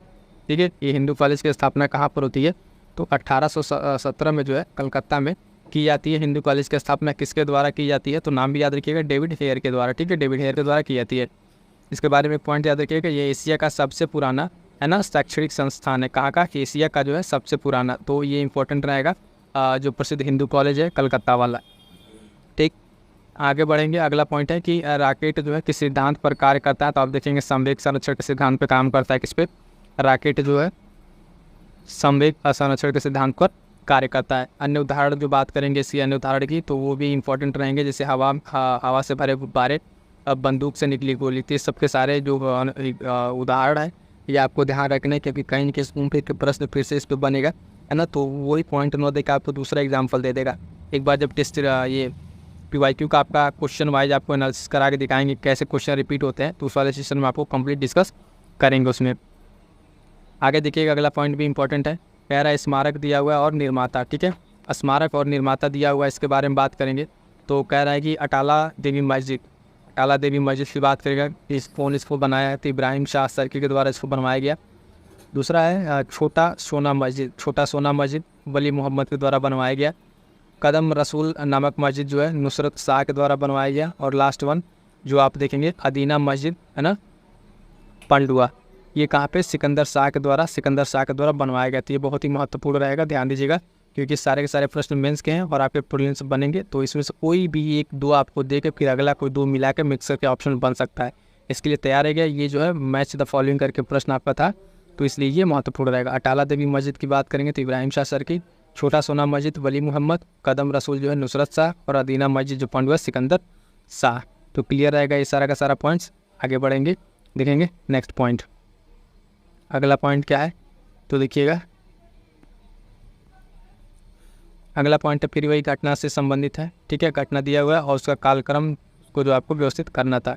तो इसमें जब आपका फैक्ट का डेट तैयार रहेगा तभी जाके ये पॉइंट आपको क्लियर हो पाएंगे। क्लियर है, तो जब आपका ये फैक्ट क्लियर रहेगा तभी जाके आपका ये हो पाएगा। आगे बढ़ेंगे, देखेंगे। तो पहला पॉइंट कह रहा है घटनाओं का अनुक्रम बताना है। पहला घटना जो दिया है इसमें जो ईयर के हिसाब से होगा, मालवा पर मुगल आक्रमण कब होता है तो 1561 में। कब? 1561 में जो है मालवा पर मुगल का आक्रमण होता है। और अम्बेर की जो राजकुमारी है उससे अकबर का विवाह कब होता है तो 1562 ईस्वी में। कब? 1562 ईस्वी में होता है, ये भी ध्यान रखिएगा। उड़ीसा पर जो है कर रानी की विजय आप देखेंगे 1567-68 के बीच में ये होता है। और तुकारोई का युद्ध जो है 1575। कब? 1575। तो ये जो एक इसका क्रम है आपका देखेंगे अपर टू लोअर, है ना, ये क्रोनोलॉजिकल क्रम 61, 62, है ना, 67 और 75। तो ये क्रम था इन चारों घटनाओं का। ये महत्वपूर्ण रहेगा आपके लिए, ध्यान रखिएगा। अगला पॉइंट है, कह रहा है कि एस्पिरेशनल डिस्ट्रिक्ट प्रोग्राम्स, ठीक है, ADP जो आकांक्षी जिला प्रोग्राम है शुरू किया गया था। तो ये कब शुरू किया गया था और किसके द्वारा शुरू किया गया था, बहुत ही महत्वपूर्ण है, आज भी ये इसके चर्चा का विषय बना रहता है। तो शुरू किया गया था आपको देखेंगे नीति आयोग के द्वारा, और जनवरी 2018 में इसको शुरू किया गया था। एस्पिरेशनल डिस्ट्रिक्ट प्रोग्राम यानी आकांक्षी जिला कार्यक्रम या प्रोग्राम कह लीजिए, शुरू किया गया था आपका 2018 में जनवरी, और किसके द्वारा तो नीति आयोग के द्वारा इसको शुरू किया गया था। दोनों पॉइंट ध्यान रखिएगा। आपके जो मेंस के पेपर में सिर्फ आपसे डेट पूछा गया था, बट आपको यहाँ पॉइंट बताते किसके द्वारा स्टार्ट किया गया। ये सब सारे पॉइंट जो स्टैटिक के बनेंगे आपको ध्यान में रखना है। अगला पॉइंट है भारत के संविधान के अनुच्छेद 300 के अनुसार भारत की जो सरकार है ना, वो भारत सरकार का कानूनी नाम क्या है, यानी भारत सरकार जो काम करती है वो किस नाम से काम करती है तो द यूनियन ऑफ इंडिया। ठीक है, द यूनियन ऑफ इंडिया, ठीक है, द यूनियन ऑफ इंडिया के नाम से काम करती है भारत सरकार। और यही ऑफिशियल जो भारत का यहाँ पे नाम है, जो आप देखेंगे संविधान में आर्टिकल 300 के अंदर क्या किया गया, उल्लेख किया गया इसका। अगला पॉइंट है अनुच्छेद 280। अनुच्छेद 280 किससे संबंधित है तो ये वित्त आयोग से संबंधित है। भारत के राष्ट्रपति द्वारा जो है वित्त आयोग बनाया जाता है। इसकी नियुक्ति से संबंधित जो पॉइंट देंगे, ठीक, इसमें एक अध्यक्ष होते हैं, एक अध्यक्ष और 4 सदस्य होता है, जिनका कार्यकाल आप देखेंगे 5 वर्ष होता है। सारा का सारा स्टैटिक पॉइंट आप देख पा रहे होंगे यहाँ पे आपके लिए कंपाइल कर दिया गया। इस ये काम क्या है इसका तो करों का बंटवारा, जो टैक्सेशन होता है राज्यों के बीच में किस अनुपात में बांटा जाएगा, ये काम करता है वित्त आयोग। ठीक, तो देखिएगा पॉइंट आपसे सिर्फ पूछा था कि अनुच्छेद 280 जो किससे संबंधित है तो वित्त आयोग से संबंधित है। कभी कोई पूछता है वित्त आयोग कैसा संस्था है तो एक संवैधानिक संस्था है। ठीक है, अनुच्छेद 280 में इसके बात की गई किसके द्वारा ये बनता है तो राष्ट्रपति के द्वारा। करंट में भी ये चर्चा में रहा था, 16वें वित्त आयोग के अध्यक्ष जो है अभी बनाए गए, है ना, करंट में ये अपडेट था। तो अरविंद पनगड़िया जो है 16वें वित्त आयोग के अध्यक्ष बनाए गए थे। ये बहुत ही इंपॉर्टेंट रहेगा, ध्यान दीजिएगा। और इसके आयोग के जो वित्त आयोग है उसके बारे में बताई दिया। आयोग अध्यक्ष, 4 सदस्य और उनका कार्यकाल 5 वर्ष। ठीक, काम क्या है ये भी बता दिया। तो सारा पॉइंट्स आप ध्यान रखिएगा। आगे बढ़ेगा, देखिएगा नेक्स्ट पॉइंट। कह रहा है कि भारत की संसद को कानून निर्माण की शक्ति प्राप्त है। ठीक है, तो भारत की संसद को कानून निर्माण की शक्ति प्राप्त है किससे, भारतीय संघ के लिए तथा भारत के प्रदेश या उप प्रदेश जो डोमिनियन है उनके लिए से। ठीक है, न कि किसी जो सटेट टेरिटरी है उस तरह के अन्य चीज़ों के लिए नहीं। तो भारत की संसद कानून निर्माण किसके लिए बनाएगी? जो भारतीय संघ के लिए और भारत के इसमें अंदर जो राज्य हैं प्रदेश हैं उसके लिए क्या करेगी? कानून निर्माण बना सकती है। अगला इंपॉर्टेंट पॉइंट है, ये भी बहुत ही महत्वपूर्ण है, क्यों कह रहा हूँ कि कई बार पूछा हुआ विक्टोरिया झील। अब विक्टोरिया झील ये आपका प्रश्न पूछा था, लेकिन हम आपको यहाँ पे जितने सारे पॉइंट्स इससे बता रहे हैं विक्टोरिया झील से संबंधित, 1 बाय 1 करके सुनते चलिएगा। पहला चीज़ तो विक्टोरिया झील आपका कहाँ है? अफ्रीका महाद्वीप में स्थित है। कहाँ पे? अफ्रीका महाद्वीप में। और ये वहाँ की जो अफ्रीका महाद्वीप की सबसे बड़ी झील है। क्या है? अफ्रीका महाद्वीप की सबसे बड़ी झील विक्टोरिया झील। और ये जो दुनिया की जो है सबसे बड़ी उष्णकटिबंधीय झील है। क्या है? उष्णकटिबंधीय झील है। ये पॉइंट आपको ध्यान रखना है।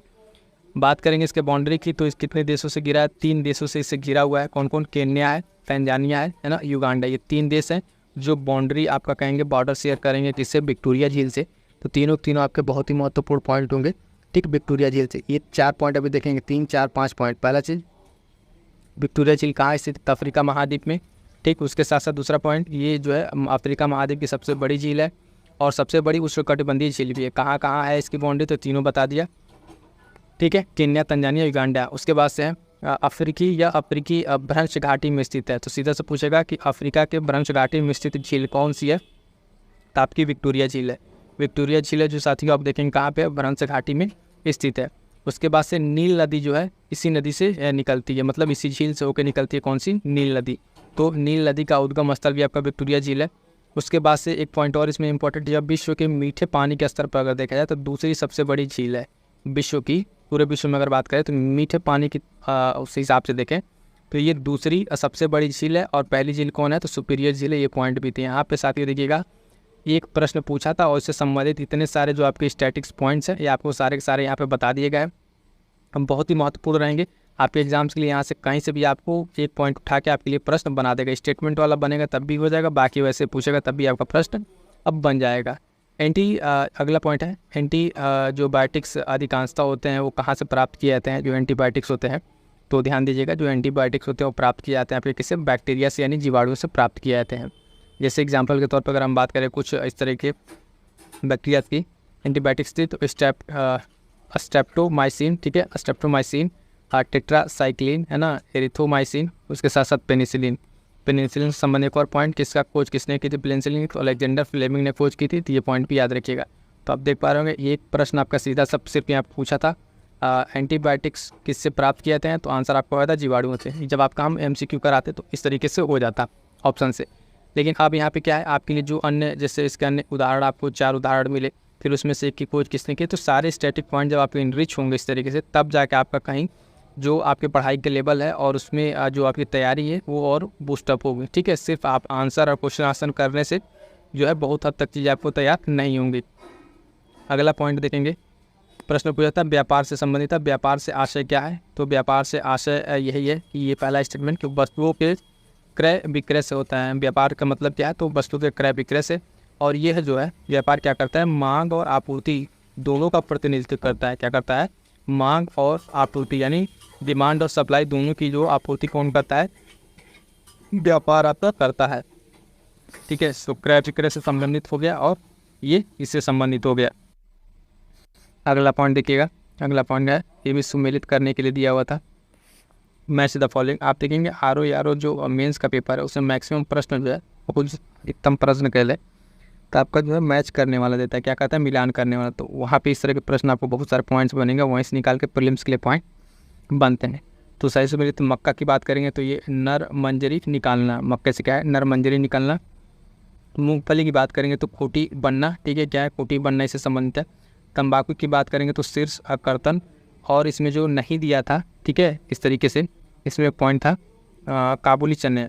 तो काबुली चने के बारे में अगर बात करें तो इससे जो है किले नहीं निकलते हैं। क्या होता है? किले नहीं निकलते हैं किससे? काबुली चने में।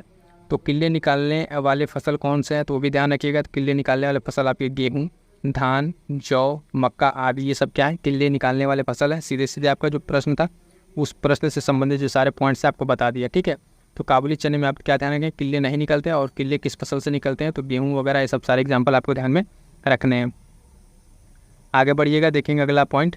अगला पॉइंट जो है ये था कि स्वतंत्रता पूर्व जो है भारत के राष्ट्रवादी कवि, ध्यान दीजिएगा राष्ट्र कवि की बात नहीं हो रही। कौन? राष्ट्र कवि की बात नहीं हो रही, राष्ट्रवादी कवि।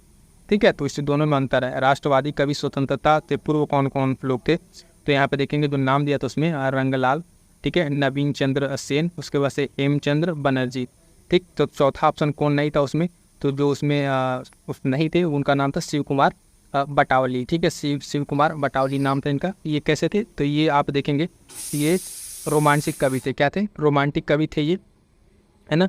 और इनकी प्रमुख रचनाओं को ध्यान रखिएगा क्योंकि इनका नाम पूछा जा चुका है, तो मैं भी अगली बार इनकी रचनाओं को पूछ लिया जाए। तो उसमें रचना है इनकी आरती, ठीक है, लाजवंती, ठीक है, आरती, लाजवंती, लूना, अलविदा, ठीक है। ये सब क्या है इनकी प्रमुख रचनाएं हैं किनकी, ये शिव कुमार बटावली की, ठीक है। और ये क्या है, एक रोमांटिक कवि है। तो ये सारे नाम आपको क्या रखना है, ध्यान रखना है, ठीक है। बाकी जो ये 3 कवि के नाम है ये भी आपको याद रखना है, कौन कौन इसमें नाम मेंशन है, रंगलाल, हेमचंद बनर्जी, ठीक है, ये राष्ट्रवादी कवि थे स्वतंत्रता से पूर्व। अगला पॉइंट है, बहुत महत्वपूर्ण पॉइंट है भी है, अलास्का का नाम आपने कितनी बार सुना होगा, ये ध्यान रखिएगा, अलास्का। इसके बारे में क्या पॉइंट था, तो एक पॉइंट था कि यह यूएसए का जो है तेल उत्पादक राज्य है। क्या है, यूएसए का जो है तेल उत्पादक राज्य है, ठीक, किसका, यूएसए का, अलास्का। लेकिन इससे पहले एक पॉइंट इसमें क्या है कि ये जो 1867 में जो है रूस से ख़रीदा गया था। इसके पहले यानी अलास्का जो किसका था, आपका रूस का था। तो इसको 1867 में रूस से इसको अमेरिका ने ख़रीद लिया और ये इसका तेल उत्पादक राज्य है। और उसके साथ साथ और क्या यहाँ के लिए इम्पोर्टेंट है, तो मछली और प्राकृतिक गैस, ठीक है, मछली और प्राकृतिक गैस, ये 2 पॉइंट ऐसे हैं जो आपके अलास्का वाले रीजन में पाए जाते हैं। तो इसके लिए ये सारे पॉइंट्स आपको ध्यान में रखने अलास्का से संबंधित। अगला पॉइंट है कि उद्यमिता को बढ़ावा देने हेतु जो स्टैंड अप इंडिया संबंधित है, ठीक। स्टैंड अप इंडिया किससे संबंधित है, तो ये महिला है ना, SC ST से, ठीक है, महिलाओं और SC ST से संबंधित है स्टैंड अप इंडिया। इसके बारे में पॉइंट ध्यान रखिएगा कि सिंपल सा पूछेगा, स्टैंड अप इंडिया कई बार चर्चा में भी रहता है। ये जो योजना स्टार्ट हुई थी स्टैंड अप इंडिया, ये क्या है, तो इसका उद्देश्य क्या है, तो उद्यमिता को बढ़ावा देना, ठीक है, उद्यमिता को बढ़ावा देना।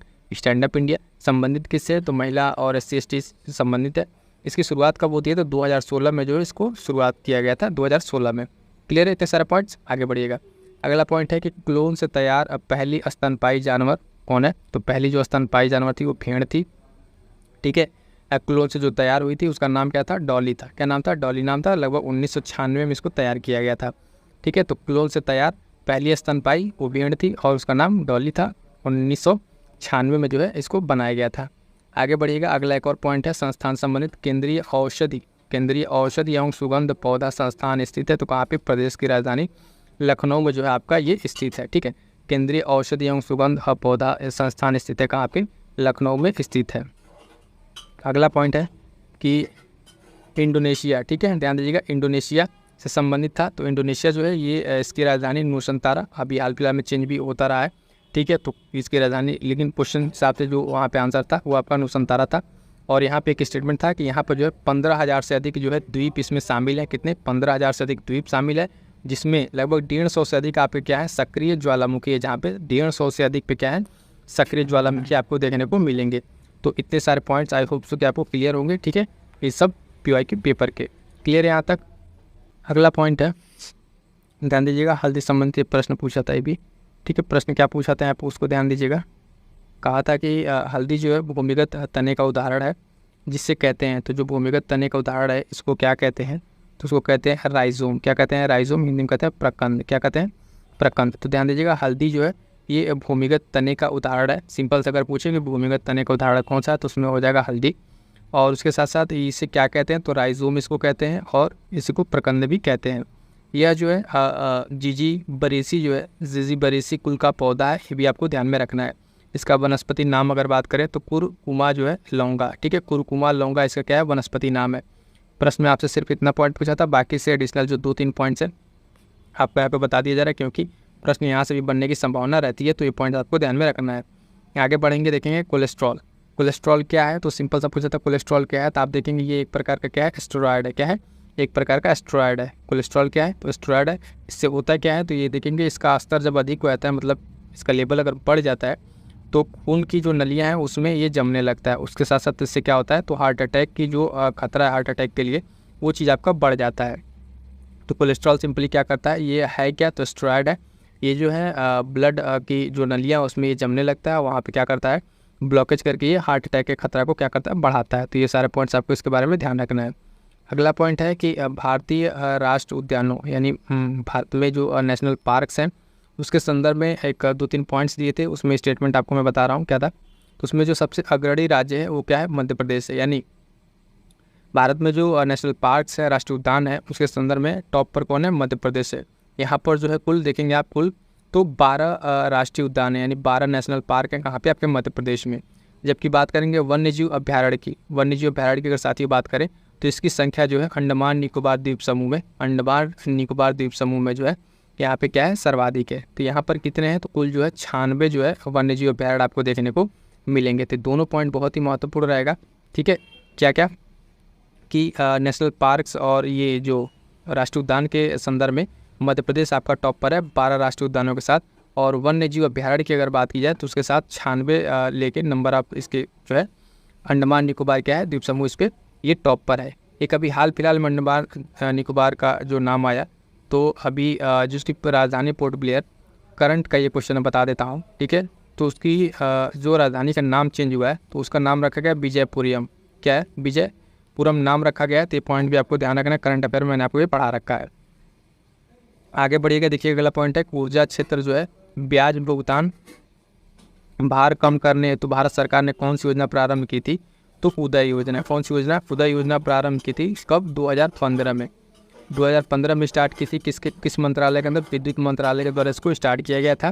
और इसमें उज्ज्वल जो डिस्काम इंश्योरेंस की योजना, ठीक है, तो ये जो उज्ज्वल डिस्काम इंश्योरेंस योजना थी, उदय योजना, ये क्या था, तो आप देखेंगे ऊर्जा क्षेत्र में जो ब्याज भुगतान है उसको कम करने के लिए स्टार्ट किया गया था उदय योजना, यानी उज्ज्वल डिस्काम इंश्योरेंस योजना। 2015 में स्टार्ट होता है, विद्युत मंत्रालय का दिन में ये स्टार्ट होता है भारत सरकार के द्वारा।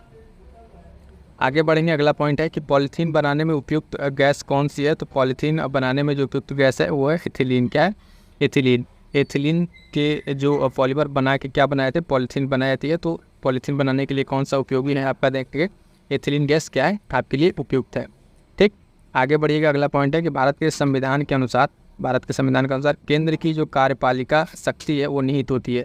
तो किस में निहित होती है, तो ये राष्ट्रपति में निहित होती है, आर्टिकल 53, ठीक है। आर्टिकल 53 ये कहता है कि जो भारत के संविधान में आर्टिकल 53 कि केंद्र की जो कार्यपालिका की शक्ति है वो निहित किस में है, राष्ट्रपति में, ठीक है। तो ये पॉलिटी का क्वेश्चन था, इंपॉर्टेंट था।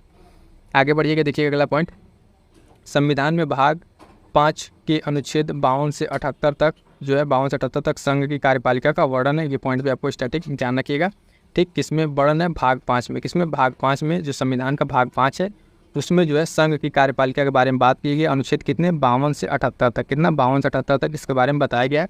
तो ये सारे पॉइंट्स भी आपको ध्यान में रखने हैं। अगला पॉइंट था प्रश्न ग्रुप में जो मिलान करने वाले भी था, ध्यान दीजिएगा। एक तरफ ऑफिस का पद दिया हुआ है और दूसरी तरफ न्यूनतम आयु, तो 2, 3, 4 देख आपको यहाँ मिलाने के लिए कहा था। पहला क्या रहा था इसमें, पंचायत सदस्य बनने के लिए आपकी न्यूनतम आयु कितनी होनी चाहिए, 21 वर्ष। राज्य विधान सभा सदस्य के लिए 25 वर्ष। राज्य विधान परिषद की अगर बात करें तो 30 वर्ष। ध्यान दीजिएगा, राज्य विधान दोनों है, ठीक है। राज्य विधान एक विधान सभा है और एक विधान परिषद है। तो विधान सभा के लिए आपकी 25 वर्ष और विधान परिषद के लिए 30 वर्ष।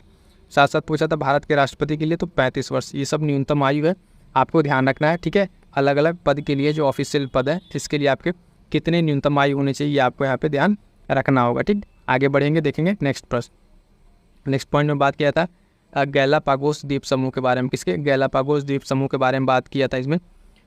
तो इसमें क्या क्या पॉइंट था गैलापागोस द्वीप के बारे में। तो ये जो सबसे पहले जाने की स्थित कहाँ है, तो प्रशांत महासागर में, भूमध्य रेखा के आसपास ये स्थित है, ठीक है। प्रशांत महासागर में स्थित है। इसकी उत्पत्ति जो है वो ज्वालामुखी गतिविधि के कारण होती है, ठीक है, ज्वालामुखी गतिविधि के कारण। और ये जो इक्वाडोर का हिस्सा है, किस देश का हिस्सा है, तो इक्वाडोर का हिस्सा है। ये सारे पॉइंट्स आपको ध्यान में रखने हैं। आगे कुछ और पॉइंट्स इसमें है। तो इस जो गैलापागोस द्वीप समूह है, जैसे कि 1978 में जो है इस द्वीप समूह को जो है यूनेस्को द्वारा विश्व धरोहर स्थल घोषित कर दिया गया था, इसलिए इंपॉर्टेंट रहेगा। 1978 में जो है इसको क्या कर दिया गया था, विश्व धरोहर स्थल घोषित किया गया था, किसके द्वारा, तो आप देखेंगे यूनेस्को के द्वारा। उसके साथ साथ यहाँ जो वन्यजीव अभ्यारण्य है, ठीक है, तथा गैलापागोस नेशनल पार्क स्थित है। यानी यहाँ पे जो है वन्यजीव अभ्यारण्य भी बन गया और इसी नाम से गैलापागोस नेशनल पार्क भी यहाँ पर स्थित है। तो ये सारे पॉइंट्स आपको ध्यान में रखने। और क्या क्या यहाँ पर है, तो यहाँ पर देखेंगे माटा, रे और शार्क, ये 3 प्रजातियाँ हैं, ठीक है, जलीय प्रजातियाँ हैं। जो यहाँ पर पाई जाती हैं। तो कौन कौन सी जलीय प्रजातियाँ पाई जाती हैं, तो आप ध्यान दीजिएगा, मांटा, रे और शार्क, ये सब क्या है, जलीय प्रजातियाँ पाई जाती है। तो इतना सारा पॉइंट्स अगर आप देखें तो एक जैसे आपका प्रश्न था गैलापागोस द्वीप पे स्टेटमेंट वाला प्रश्न था, और इससे संबंधित जो भी पॉइंट्स पहुँच सकते हैं सारे के सारे पॉइंट्स आपको यहाँ पर क्या कर दिए, क्लियर कर दिए गए। अब जब फिर से एग्ज़ाम होता है तो उसमें जो है अगर गैलापागोस द्वीप समूह से कोई पॉइंट पूछेगा, तो इन्हीं सब में से आपसे कोई एक पॉइंट पूछेगा, स्टेटमेंट बना के पूछे, फैक्ट बना के पूछे, तो अब आपको ये पॉइंट्स गलत नहीं होंगे। आगे बढ़ेंगे, देखेंगे अगला पॉइंट। अगला पॉइंट जो पूछा था वो जो है नटराज से जो नृत्य भगवान की मूर्ति है, ठीक है, नटराज नृत्य वाली, उससे संबंधित है। तो इस मूर्ति के बारे में पहला चीज़ क्या ध्यान रखेंगे कि चोलकालीन मूर्ति है, ठीक है, कब की, चोलकालीन मूर्ति है ये। और नृत्य करते हुए जो है, नृत्य करते हुए 4 हाथ है इसमें, किनके, तो ये भगवान शिव को इसमें दिखाया गया है, ठीक है, शिव को दिखाया गया और उनका प्रतिनिधित्व करते हैं, ठीक। जो इसमें इंपॉर्टेंट क्या है कि दाएं कान में जो है इनका पुरुष का कुंडल है और बाएं कान में जो है, बाएं में एक महिला का। तो ये थोड़ा सा यहाँ पे एक अलग चीज़ है, ध्यान रखिएगा। नटराज जो नृत्य वाली मूर्ति है चोलकालीन है और नृत्य करते हुए 4 हाथों की भगवान शिव की प्रतिमा है। और इसमें जो है इनमें क्या स्पेसिफिक फीचर है, तो दाएँ कान में जो है पुरुष का कुंडल है, बहुत सारे लोगों का भी नहीं पता होगा, ठीक। तो जो उसमें जो नटराज की मूर्ति है उसमें दाएँ कान में पुरुष का कुंडल है और बाएँ में एक महिला का, ठीक। तो ये क्या प्रतीक है, तो ये आप देखेंगे ये अर्धनारीश्वर के रूप में भी इसको जाना जाता है, ठीक, अर्धनारीश्वर के रूप में भी इस मूर्ति को जाना जाता है, ठीक है। ऐसा हम नहीं कह रहे, ऐसा जो वहाँ पे बताया गया उससे आपको ये चीज़ बताई जा रही है, ठीक है। तो ये सब सारे पॉइंट्स क्या, नटराज नृत्य मूर्ति के बारे में ध्यान रखिएगा। अगला पॉइंट है जो पूछा था कि उत्तर प्रदेश कृषि अनुसंधान परिषद स्थित है, तो कहाँ पे, लखनऊ में। कहाँ पे, लखनऊ में। इसकी स्थापना कब होती है, तो 1989, ठीक है। ये डेट आप याद रखेंगे 1989, ठीक है। कुछ डेट आपको इस तरीके से याद रखना है जो आपसे पूछा जाएगा। अभी तक आप अगर देखे होंगे तो यूपी स्पेशल हमें लग रहा है पूरे अगर इस पेपर में 7-8 प्रश्न तो यूपी स्पेशल के दिख गए होंगे, अलग अलग मिलान करने वाले, फिर अलग अलग तरीके से मिल गए होंगे। अगला पॉइंट है भारतीय गन्ना अनुसंधान संस्थान कहाँ है, तो 1952 में स्थापित हुए थे, कहाँ पे, लखनऊ में। ये पॉइंट पे भी गन्ना संस्थान वाला बताया था, अलग से भी ये पॉइंट पूछा हुआ था, ठीक है, एक जगह मिलान में और एक जगह ऐसे। तो भारतीय गन्ना अनुसंधान संस्थान कहाँ पे, आपके लखनऊ में 1952 में इसकी स्थापना होती है, ठीक है। आगे बढ़िएगा, अगला पॉइंट है राइन नदी से संबंधित है, किससे, राइन नदी से संबंधित है। तो राइन नदी के मुहाने पर क्या स्थित है, तो रॉटरडैम बंदरगाह, बहुत ही महत्वपूर्ण बंदरगाह है यूरोप का, ठीक है। इससे संबंधित प्रश्न बनते हैं, तो इसमें 2-3 पॉइंट आपको ध्यान रखना। पहली चीज़ तो कि रॉटरडैम बंदरगाह जो है कहाँ स्थित है, तो राइन नदी के मुहाने पर स्थित है। राइन नदी जो है, राइन नदी क्या करती है, तो आप देखेंगे ये पश्चिमी जर्मनी में, जर्मनी के पश्चिम वाले हिस्से में औद्योगिक जो गतिविधियाँ है उसके लिए महत्वपूर्ण है, यानी वहाँ पे ये उस तरीके का मार्ग प्रोवाइड करती है, किसके लिए, पश्चिमी जर्मनी के लिए। आपके क्वेश्चन में जब पूछा था तो वहाँ पे उत्तर जर्मनी दे दिया था, ऑप्शन में क्या दिया था, उत्तर जर्मनी, तो वहाँ से आपका ये स्टेटमेंट गलत हो गया था, सही करके आपको बताया जा रहा है जर्मनी में, ठीक है, पश्चिमी जर्मनी, रॉटरडैम बंदरगाह, राइन नदी से फायदा किसको है, तो पश्चिमी जर्मनी को फायदा है औद्योगिक गतिविधियों के लिए। अगला पॉइंट कि भारत के प्रथम जलवायु परिवर्तन राष्ट्रीय कार्य योजना लागू किया गया। भारत में जो है प्रथम जलवायु परिवर्तन कब, 30 जून 2008 को, कब, 30 जून 2008 को ये लागू किया गया। प्रथम जलवायु परिवर्तन पर राष्ट्रीय कार्य योजना को लागू किया गया। फिर से आपका एक यूपी स्पेशल का प्रश्न, आखिरी प्रश्न इस पेपर का देखेंगे कि स्थान दिया हुआ था और यूपी के ज़िले दिए हुए थे। तो इसमें है देवा शरीफ, ठीक है, बटेश्वर, संकिस्सा और बिठूर। तो देखेंगे देवा शरीफ की बात करेंगे तो बाराबंकी है ना, बटेश्वर का जो मेला लगता है फेमस आगरा, संकिस्सा की अगर बात करेंगे साथियों, ठीक है, संकिस्सा आप देखेंगे फर्रुखाबाद, और बिठूर तो कानपुर। ये जो संकिस्सा वाला पोर्शन आपका संकिस्सा फर्रुखाबाद, ये आपकी यूपी पीसीएस मेंस में भी इस पे प्रश्न पूछा जा चुका है।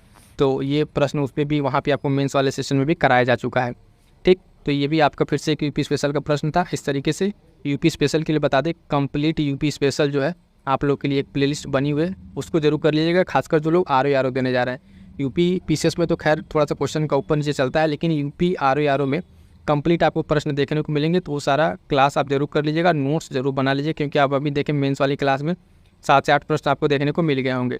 तो ये था साथियों कंप्लीट आपका जो है समीक्षा अधिकारी, सहायक समीक्षा अधिकारी वर्ष 2021 का मेंस का पेपर कंप्लीट होता है यहाँ पर आपका, ठीक है।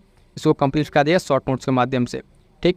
उसके साथ साथ बता दें एक चीज़ साथियों कि ये एक क्लास आई थी 34 वर्षीय PYQ, ये में सारे के सारे जो अलग अलग पीसीएस के पेपर और PYQ सब टेस्ट सीरीज सारा का सारा इसमें निचोड़ता।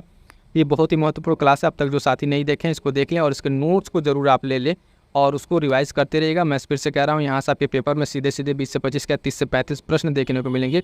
और करंट अफेयर की तैयारी के लिए बता दें, करंट अफेयर तैयारी के लिए आप लोग साथ जुड़ जाइए, जितनी क्लासेज आपको पढ़ा दिया गया है करंट अफेयर के लिए, उससे बाहर आपको करंट अफेयर नहीं आएगा, ठीक है। और टेलीग्राम से जुड़ जाइए। टेलीग्राम से जुड़ने के बाद जो ये प्रैक्टिस बैच है वो आप ज्वाइन जरूर कर लीजिएगा, क्योंकि आप कितना हो पढ़ेंगे, पढ़ने के बाद से जब तक आप प्रैक्टिस नहीं करेंगे, जो गलती आप एग्ज़ाम में करेंगे वो गलती आप यहाँ करके उसको सुधार कर लीजिए। तो इसलिए आप टेलीग्राम ज्वाइन करें और फटाफट से उस बैच को ज्वाइन कीजिएगा। मिलते हैं किसी नेक्स्ट वीडियो में, तब तक के लिए थैंक यू सो मच।